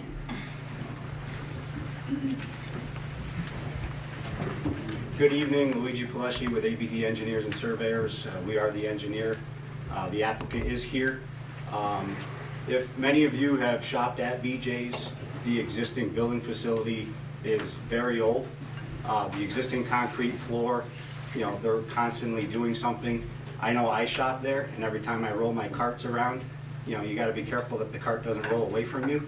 So it's important for them to update this facility. As you know, where it currently is, it's over an aquifer, doesn't allow gas, and that would be another reason why BJ's would like to move to the location here, is to provide gas for the BJ's members. And BJ's, having gas for the BJ's members just provides competition for all the other gas stations that are in the area. I think this is a perfect fit for that section of town. And by allowing the BJ's, they'll stay in the town of Rotterdam. And this will also provide an out parcel, which will provide another amenity for that area.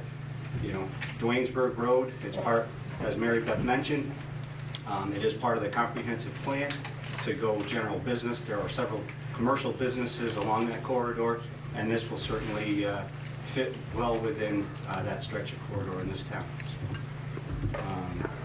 Yeah, I think that's it. So, Thank you. Thank you. Luigi, does BJ's currently own the building they're in, or do they lease that building? They lease the building. Okay. And that'll be the same here as well. Okay. Thanks. Anyone else? I'll move to keep the public hearing open. Okay. Do I have a second?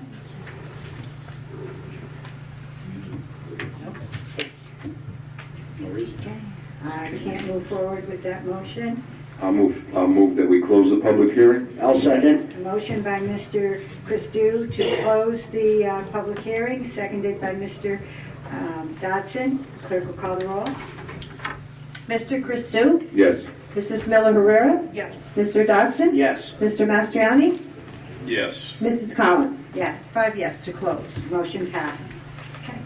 Now we'll open up privilege of the floor. Remember, you have 4 minutes to speak. At somewhere around 2.5 minutes, I'll be waving at you. So, Ms. Marco, is there anyone who wants to speak under privilege of the floor? Kimberly Scannell?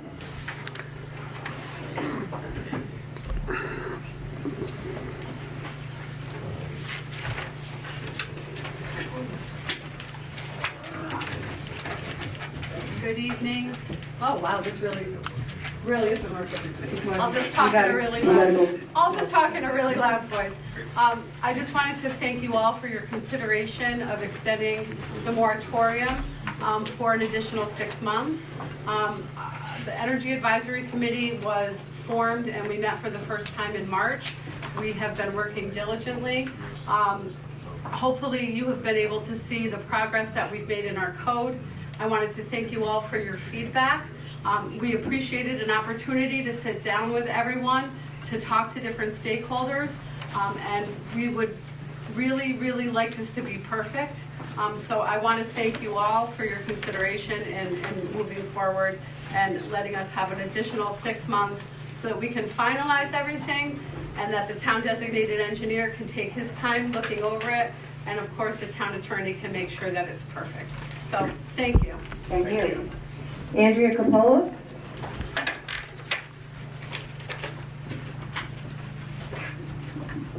Problematic, I guess. Hi, Andrea Capola, 625 River Road. I would like to echo what Kim has just said.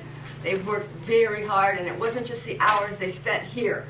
They went to they went to Waynesburg, they cast, I don't know, places. They should get mileage money because they've been and they investigated and they've looked at stuff and they've really done. She's right. She did a due diligence, and also, sorry, Kim and Patty. They worked extremely hard, and they need that little extra time. When before the committee was formed, I was very concerned that it was formed too late. They didn't have enough time, and I kept saying, "Do you guys have enough time?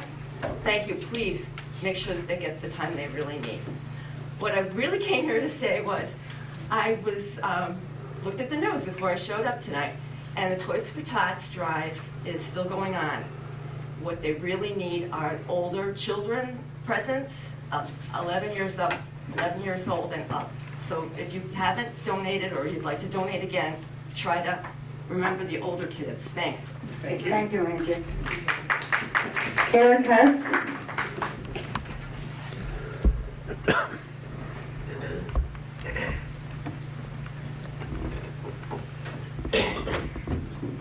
I'll try to talk into this microphone. Eric Hest, Floral Avenue. I'm here to update you on the Hometown Hero banner program.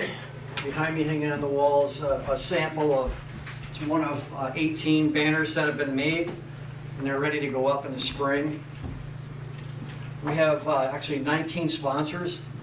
I wanted to thank all of the families. I'd like to thank Stewart's Caribbean Pools, Miranda Real Estate for all their sponsorships and sending in all the forms.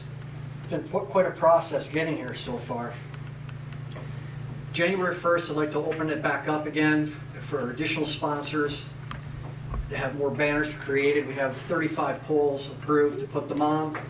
We have 19 sponsors so far, so we've got plenty of room for that. I'd like to also move on to phase 2, and that's Rotterdam Junction. They already feel like they're excluded. I'd like to include them. There's a lot of veterans that live in Rotterdam Junction. So my ask for the town board is to approve putting them up out there as well. Wanted to get that approval before we start opening it up to the residents out there. I'd also like to ask the town to add a tab to their website to direct people to the Hometown Heroes section. I'd like to have a little section on there which would have a photo of the banner, a photo of the veteran, and a little bio of each veteran. And that would be rolling, updated as we get sponsors and people to send in photographs. So we could just update that. It would be a great resource for people to go to and see their family members and the banners at any time. So I'd like the town board to kind of consider doing that for us. I'd like to continue to update you guys as we continue on with getting more sponsors, and I'd like to get more corporate sponsors. We have 2 banners we're going to make for free. They're 2 brothers that fought in World War II that died in action. Schenectady County recognized them, but they're actually Rotterdam residents, Draper alumni. So I'd like to get those, we're gonna do those for free. And I'm waiting on the photographs from the family to get those made. So that's all I got. Thank you very much. Thank you. Thank you, Eric. Thank you. Good job, Eric.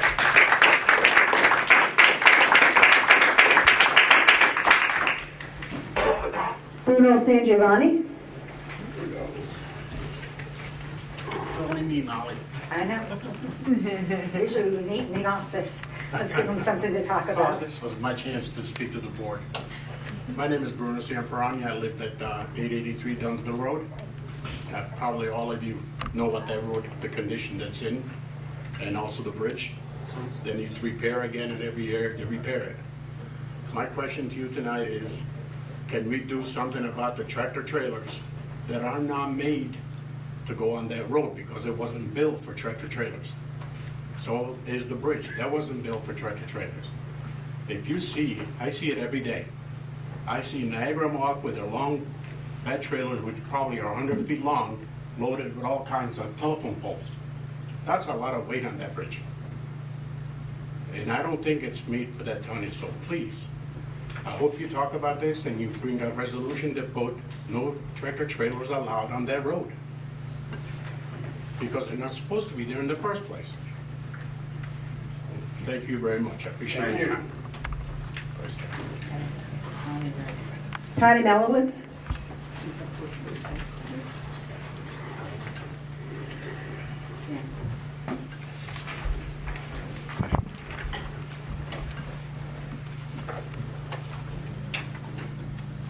Well, good evening, Patty Madlowitz, 457 Sanborn Road, Pattersonville. Just want to express appreciation to Samantha and Mila Herrera and to Evan Christo for their service here. Thank you very much for everything you've done. I'd also like to say that I'm looking forward to the public hearing regarding the solar extension array for the Hungry Chicken to support, in support of, and I look forward to attending that public hearing. And I'd also like to express that I hope that this board will approve for a public hearing for an extension on solar. The Energy Advisory Committee has worked diligently and is very close. I do want the law to be perfect. So thank you very much. Thank you. Thank you. Dan Luca. Thank you. I'll try speaking into this as well. I just wanted to take a moment to thank the board and Molly for considering the proposal that my wife and I, Linda, who's neglected to come up, she doesn't want to come up, but the passage of Resolution 356-23. I've been in Rotterdam, a resident my entire life, and had an opportunity to go, I think, and speak with a lot of board members historically. I know you folks have a difficult job, and I'm extremely proud and happy to have people represent us like all of you, especially Molly. Molly, thank you for everything through this process. You've guided us, my wife and I, through this entire process. I'd also like to thank Diane Markle for her help as well. But again, thank you. All of you have a great holiday season. Thank you. Thank you, Dan. I have an email that the person wasn't able to come and wanted me to read it. I am in favor of a moratorium on the solar farms that are proposed to be erected on Rhinex Corners Road. They are not something that I want to look out my windows at daily. If given the choice, many people wouldn't want to live in a residence with that as their view. When buying a home, one of the things we loved most about it is the view of the fields and nature surrounding it. Additionally, the road is already rather high traffic, and the construction of the solar farms would only increase that traffic. The proposed area of construction is along a section of the road with very sharp corners. I can only imagine how the construction vehicles will affect traffic when pulling into and out of the site. What is the potential impact to the surrounding land? Where will the water runoff from the fields travel? Will runoff affect surrounding homes and residents farther down the mountain, flooding, erosion? Will there be batteries stored on the land, and how far away from the residents does the equipment need to be? What are the panels made of, and are they recyclable at the end of their lifespan? What effects do the materials in the panels have on the land, and if animals, if leaked or leached? Whose responsibility will it be when they are no longer functional and need disposal? What maintenance is necessary to the panels? There are all questions to be answered before the construction is started. Thank you, Danielle Scott and Michael Brown. Thank you. And that's it. Is there anybody in the audience that did not sign up to speak but would like to speak under privilege of the floor?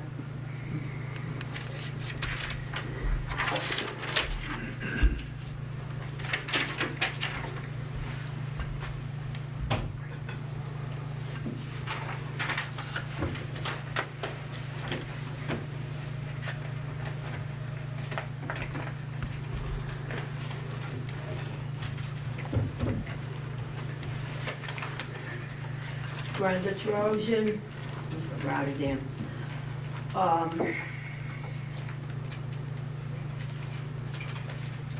going to read something from our Constitution. Our Constitution says, "We, the people of the United States, in order to form a more perfect union, establish justice, ensure domestic tranquility, provide for the common defense, promote the general welfare, and secure the blessings of liberty to ourselves and our prosperity, do ordain and establish this Constitution for the United States of America." Now I would like to read the most important part of this Constitution that's going to pertain to what I'm going to talk to in a minute. Our amendment number 1. Congress shall not make no law respecting an establishment of religion or prohibiting the free exercise therefore, or abridging the freedom of speech or of the press or of the right of people peacefully to assemble and to petition the government for the redress of grievances. Right now, I am calling for the resignation of one of our board members. Mr. Joseph Mastriani needs to resign from this board tonight. He overstepped his boundaries when he came to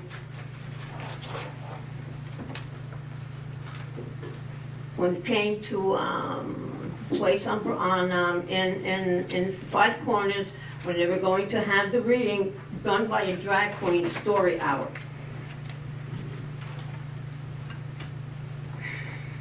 I kind of feel, one, that's a privately owned business. And Mr. Mastriani has made comments about it and basically is trampling on that individual's right to assemble, that individual's right to free speech. Hang on a second.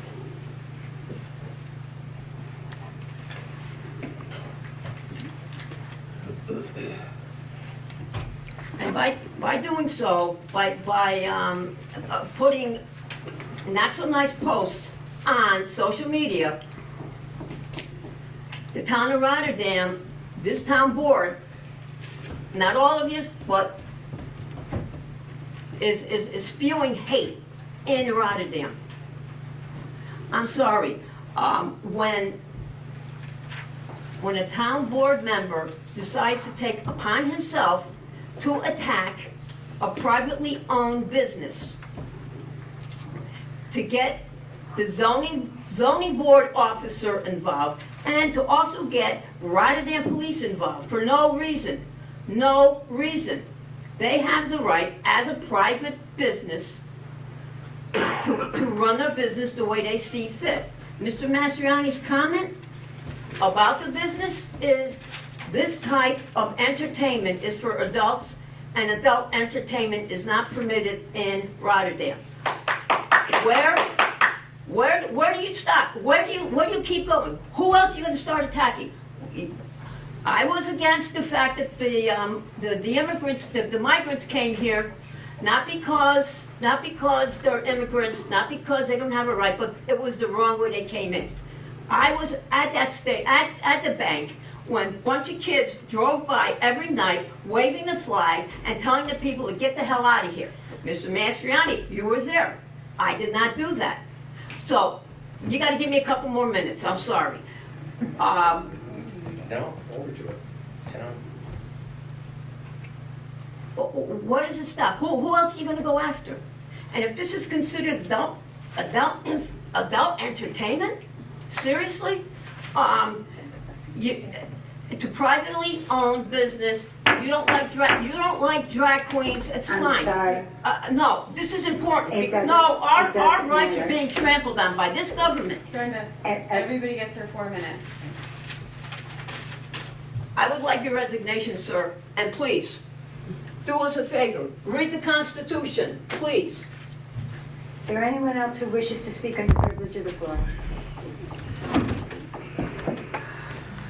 Keep eyeballing me, buddy. Oh, my boy. Pete Barkovich, Hull Street, right here in good old Rotterdam. Well, Excuse me. first off, somebody had brought up about disposal of solar panels. And just like big windmill turbines, there's no way to recycle them. They bury them. So, just another reason not to get involved into big solar farms. Because who's going to be ultimately responsible for disposing of that waste and the fact that the silver that's encased in those solar panels can never be recovered. So that silver is gone forever. Okay, but that's not why I'm here. I'm here to talk about fentanyl. According to the CDC, I think we all know who they are now, right? They don't keep specific tags on which drugs or narcotics become the most fatally nationwide, but they do. If you really look, once again, hiding things on government sites, messing with statistics, okay? So for the age group of 18 to 45, the leading cause of death was accidents, unintentional injuries. Now, a lot of things are included in that. It's a real blanket term, so you can hide stuff in there, and that's what they've done with fentanyl. If you look further, it'll be under unintentional drug overdose, and then additionally synthetic narcotic. And then, if you look then, because they say, well, yeah, a lot of people die from accidents. Well, when you hide the biggest number in there and you make it such a general term, nobody will ever know. Now, I've already spoken to the chief. He's might have some access to this particular data, but I would encourage the town, okay, to request this data, the number of, I guess you would call it, synthetic narcotic deaths, not only in Rotterdam, but in the town, in the county of Schenectady, and just keep going, because this affects us all, okay? In 20 years, this 18 to 45 group dying slowly between fentanyl, sterilization, and all of these other things, okay? In 20 years, where will you be, age-wise? Will you be counting on one of these 18 to 45-year-old people to be your caretaker? They ain't gonna be here. Then what? Me? I don't care. You know, I'm gonna be a grumpy old man whether I make it another day or 20 years. It don't matter. But there are gonna be a number of people, and if I look around this room right now, I'm pretty sure that in 20 years' time, everybody is going to need more advanced medical care than you need today. So let's take care of this now. Thank you. Thank you. Is there anyone else in the audience that didn't sign up to have privilege of the floor but would like to speak? Yeah, I'd like to say something. I give you the honor. You're good. You're good. She doesn't want to do it. You're good, Mark. Joe, these are all directed at you. Since the door was opened with the cat shop, I'm going to go back in history a little bit. You had 13 posts about 9/11. Let's just say insensitive is a polite way of describing your posts. I took copies. I got some quick notes. There's everything in here from fake media coverage. The Mossad and the CIA installed the bombs. 9/11's a lie. 9/11 was an inside job. Building 7 is the only steel frame skyscraper to collapse from a fire. A couple of my favorites are coming up. U.S. News Saudi Arabia aided the 9/11 hijackers and covered it up. You even refer to the Mr. Smith effect from The Matrix. 9/11 was an inside job. Another one of my favorites, same agency that killed JFK did 9/11. Steel beams melt at 2,700 degrees. Jet fuel burns at 1,500 degrees. That's true. No evidence of a plane hitting the Pentagon. No bodies found from Flight 93. The World Trade Center was the first building to collapse from office fires. 9/11 was an inside job plotted by elites to continue the war on terrorism. 13 comments about 9/11. And you took all the posts down, but the funny thing about the internet, once it's there, it can always be found. The most amazing part is you got more votes than your competitor. I'm done. Thank you. Thank you. First Amendment. I'll ask again, is there anyone else in the audience? Please be respectful. I am. Everybody has their time. Yep. But we don't need to comment further on it than that. Is there anyone else? Are you the principal now? Is there anyone else who hasn't spoken under privilege of the floor who would like to speak under privilege of the floor? No? Okay, then I'm closing privilege of the floor and moving on to our resolution. Our first resolution for tonight is Resolution 351 of the year 2023. The clerk will read. 350, right, Molly? I'm sorry, yes. That's okay. I apologize. Okay, to accept town board meeting minutes of November 15th, 2023. Okay, is there any discussion? I'll make the motion. Motion by Mr. Christou. Do I have a second? I'll second. Second by Ms. Miller Herrera on the question. Clerk will call the roll. Mr. Christou? Yes. Mrs. Miller Herrera? Yes. Mr. Dotson? Yes. Mr. Mastriani? Yes. And Mrs. Collins? Yes. 5 yes. Resolution passes. Resolution 351, we've already done. Resolution 352 of the year 2023, the clerk will read. To accept revenue for the town clerk's office for November of 2023. Is there any discussion? Do I have a motion? I'll make the motion. Motion by Mr. Dodson. Second the motion. Second by Mr. Christou on the question. Clerk will call the roll. Mr. Christou? Yes. Mrs. Miller Herrera? Yes. Mr. Dotson? Yes. Mr. Mastriani? Yes. And Mrs. Collins? Yes. 5 yes. Resolution passes. Resolution 353 of the year 2023, the clerk will read. To appoint Thomas Delaney to the Board of Assessment Review. Is there any discussion? I'll make the motion. Motion by Mr. Christou. Do I have a second? I'll second it. Second by Mr. Mastriani on the question.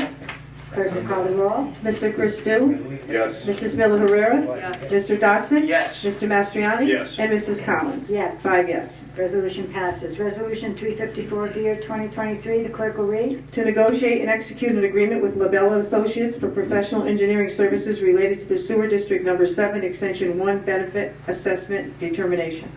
Any discussion? Do I have a motion? I'll make the motion. Motion by Mr. Dotson. Do I have a second? I'll second. On the question, clerk will call the roll. Mr. Christou? Yes. Mrs. Miller Herrera? Yes. Mr. Dotson? Yes. Mr. Mastriani? Yes. And Mrs. Collins? Yes. 5 yes. Resolution passes. Resolution 355 of the year 2023, the clerk will read. To authorize health care insurance contracts for 2024. Is there any discussion? Do I have a motion? I'll make the motion. Motion by Mr. Mastriani. Do I have a second? I'll second. Second by Mrs. Miller Herrera. On the question, clerk will call the roll. Mr. Christou? Yes. Mrs. Miller Herrera? Yes. Mr. Dotson? Yes. Mr. Mastriani? Yes. And Mrs. Collins? Yes. 5 yes. Resolution passes. Resolution 356 of the year 2023, the clerk will read. To accept real estate from Daniel and Linda Luca at the terminus of Rensselaer Avenue for town. Any discussion? There is something I'd like to say. Unfortunately, they left. They own land on the opposite side of Rensselaer Avenue, and it was, that street doesn't have a cul-de-sac. It's an older street when they weren't putting cul-de-sacs in. So the Lucas donated the land to the town so that now when our plows go down there, they have enough room to turn around. So it was very nice of them to donate the land to us.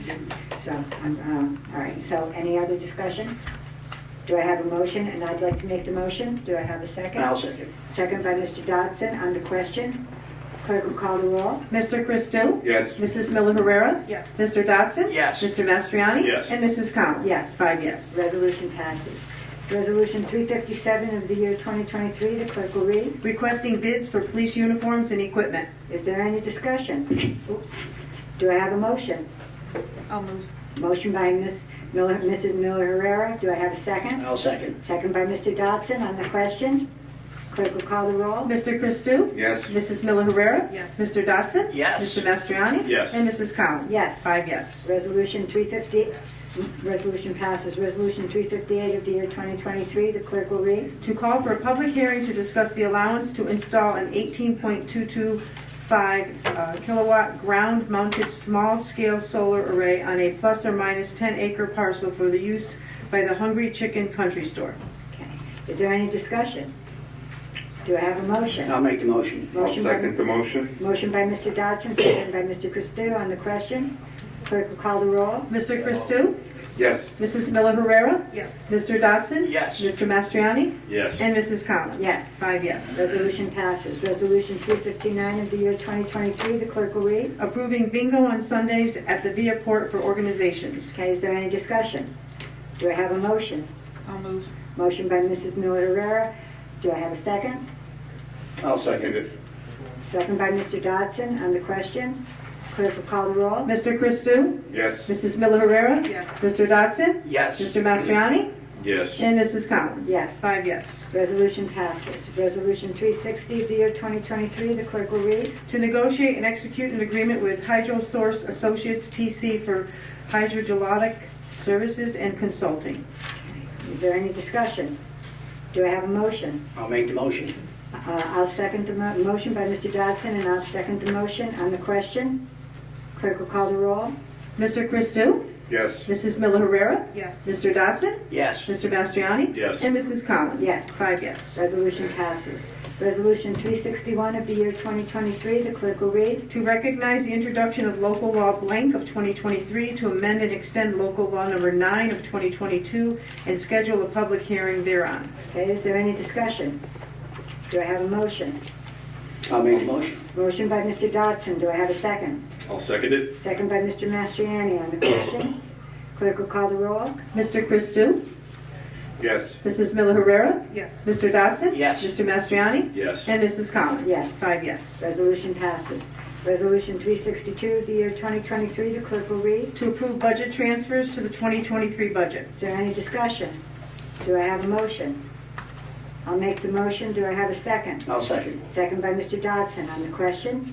Clerk will call the roll. Mr. Christou? Yes. Mrs. Miller Herrera? Yes. Mr. Dodson? Yes. Mr. Mastriani? Yes. And Mrs. Collins? Yes. 5 yes. Resolution passes. Resolution 363 of the year 2023, the clerk will read. To accept and award a bid for special improvement project area Curry Road Sewer. Okay, is there any discussion? Do I have a motion? I'll make the motion. Motion by Mr. Dodson. Do I have a second? I'll second. On the question, clerk will call the roll. Mr. Christou? Yes. Mrs. Miller Herrera? Yes. Mr. Dodson? Yes. Mr. Mastriani? Yes. And Mrs. Collins? Yes. 5 yes. Resolution passes. Resolution 364 of the year 2023, the clerk will read. To authorize contracts for 2024 insurance coverage. Is there any discussion? Do I have a motion? I'll move. Sorry, I heard a cough. Motion by Mrs. Miller Herrera. Do I have a second? I'll second. On the question, clerk will call the roll. Mr. Christou? Yes. Mrs. Miller Herrera? Yes. Mr. Dodson? Yes. Mr. Mastriani? Yes. And Mrs. Collins? Yes. 5 yes. Resolution passes. Resolution 365 of the year 2023, the clerk will read. To authorize compensation to Jeffrey R. Collins. Okay, is there any discussion? Do I have a motion? I'll make the motion. Motion by Mr. Dodson. Do I have a second? I'll second it. Second by Mr. Mastriani on the question. Clerk will call the roll. Mr. Christou? Yes. Mrs. Miller Herrera? Yes. Mr. Dodson? Yes. Mr. Mastriani? Yes. And Mrs. Collins? Yes. 5 yes. Resolution passes. Resolution 366 of the year 2023, the clerk will read. To authorize an agreement with Prime AE for professional engineering services related to the Water Distribution System Universal Metering Initiative Implementation Plan. Okay, is there any discussion? Do I have a motion? I'll make the motion. Motion by Mr. Dodson. Do I have a second? I'll second. On the question, clerk will call the roll. Mr. Christou? Yes. Mrs. Miller Herrera? Yes. Mr. Dodson? Yes. Mr. Mastriani? Yes. And Mrs. Collins? Yes. 5 yes. Resolution passes. Resolution 367 of the year 2023, the clerk will read. To negotiate and execute Amendment Number 3 with Barton & Judas for professional engineering services for the salt shed storage and yard waste processing facility. Okay, is there any discussion? Do I have a motion? I'll make the motion. Motion by Mr. Dodson. Do I have a second? I'll second it. Second by Mr. Mastriani. On the question, clerk will call the roll. Mr. Christou? Yes. Mrs. Miller Herrera? Yes. Mr. Dodson? Yes. Mr. Mastriani? Yes. And Mrs. Collins? Yes. 5 yes. Resolution passes. Resolution 368 of the year 2023, the clerk will read. To create Fund Line H133 for Kiwanis boat launch expenditures. Is there any discussion?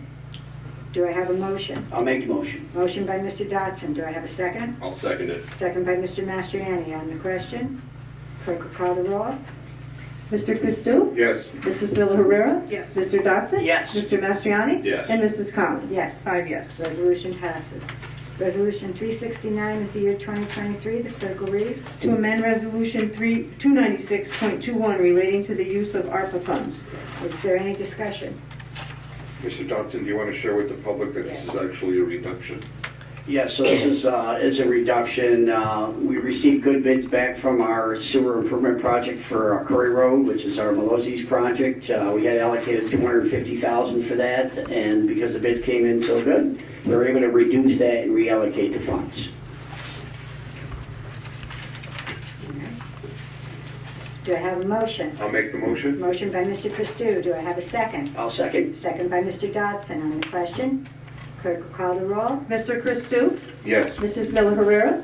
As I abstained on the underlying resolution, I abstain on the amendment. Mr. Dodson? Yes. Mr. Mastriani? Yes. And Mrs. Collins? Yes. 4 yes, 1 abstain. Resolution passes. Resolution number 370 of the year 2023, the clerk will read. To renewing an agreement with Ameriflex for healthcare and reimbursement accounts. Okay, is there any discussion? Do I have a motion? I'll make the motion. Motion by Mr. Dodson. Do I have a second?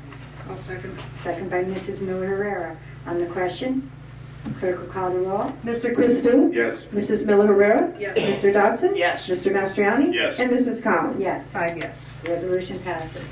Resolution 371 of the year 2023, the clerk will read. To authorize the supervisor to sign a right-of-way lease and agreement with Green Light Networks LLC. Is there any discussion? Do I have a motion? I'll make the motion. Motion by Mr. Dodson. Do I have a second? I'll second it. Second by Mr. Mastriani. On the question, clerk will call the roll. Mr. Christou? Yes. Mrs. Miller Herrera? Yes. Mr. Dodson? Yes. Mr. Mastriani? Yes. And Mrs. Collins? Yes. 5 yes. Resolution passes. And during our agenda, we added Resolution 372 of the year 2023. The clerk will read. To authorize to sign an option and right Right away. I'm sorry, right away. Couldn't read my own writing. First refusal agreement for 369 Duanesburg Road. Okay. Is there any discussion? Yes, Madam Supervisor, one question.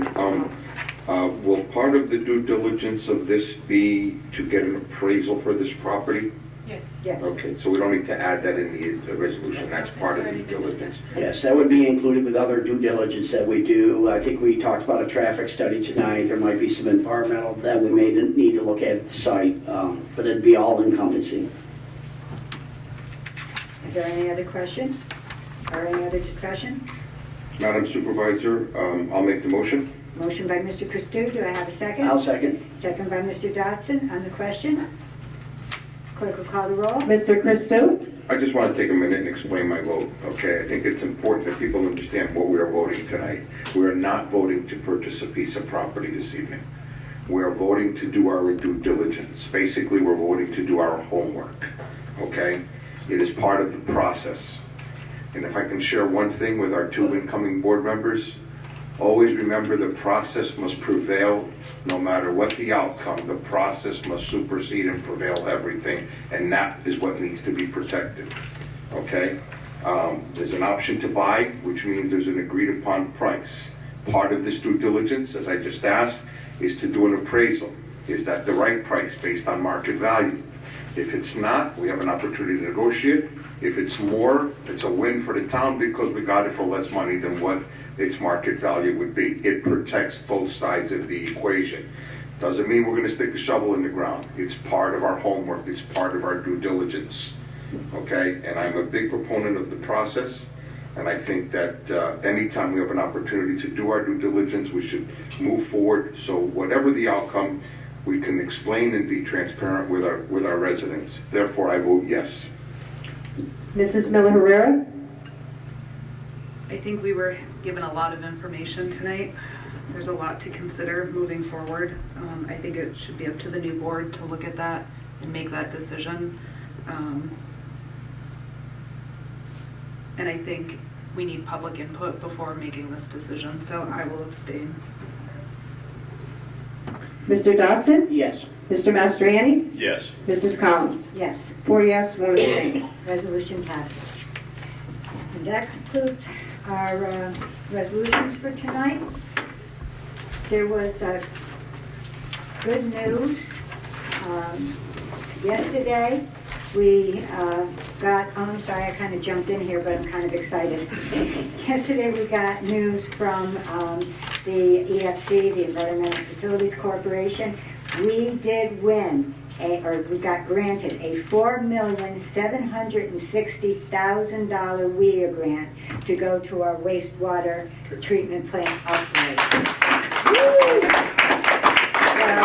we have 900 and some odd thousand that was promised to us from Congressman Tonko. Now another $4,760,000 from WIA.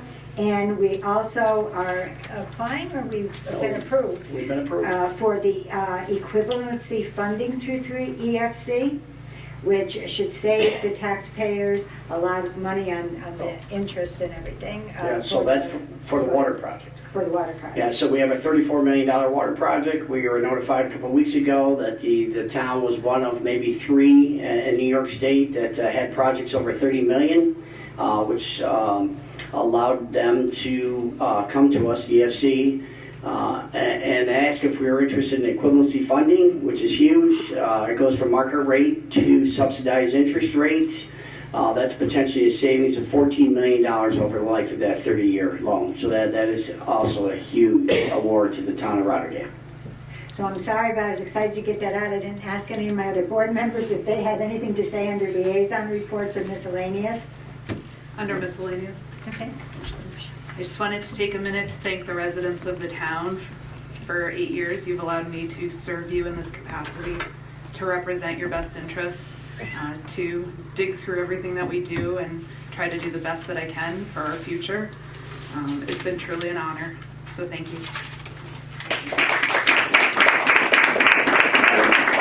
Madam Supervisor, I'd also like to send something under.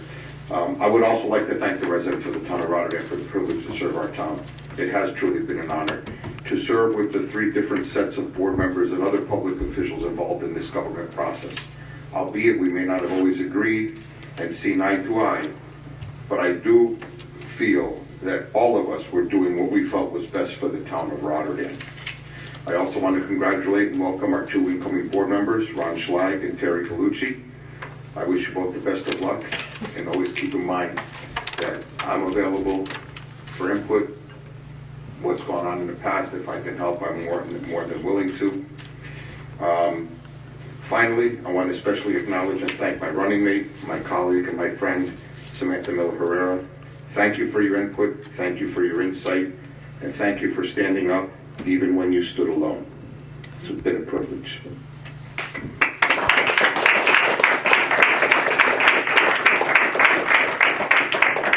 Well, now I feel bad I didn't thank you. Not too late. Thank you, Evan.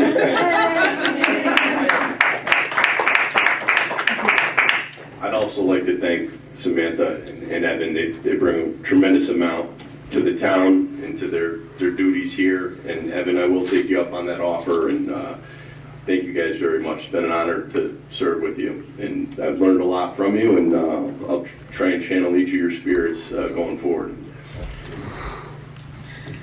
Anyone else? Yeah, also too, if there's any snowstorms between now and our next meeting, you know, the snowplows have a difficult time maneuvering around basketball hoops and cars parked on the road, on the sidewalks.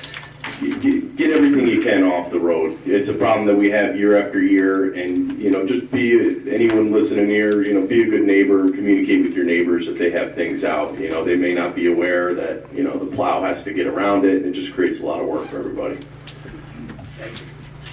Anything else from any of our board members? Madam Supervisor, I move to adjourn. I will second that. All in favor? Merry Christmas.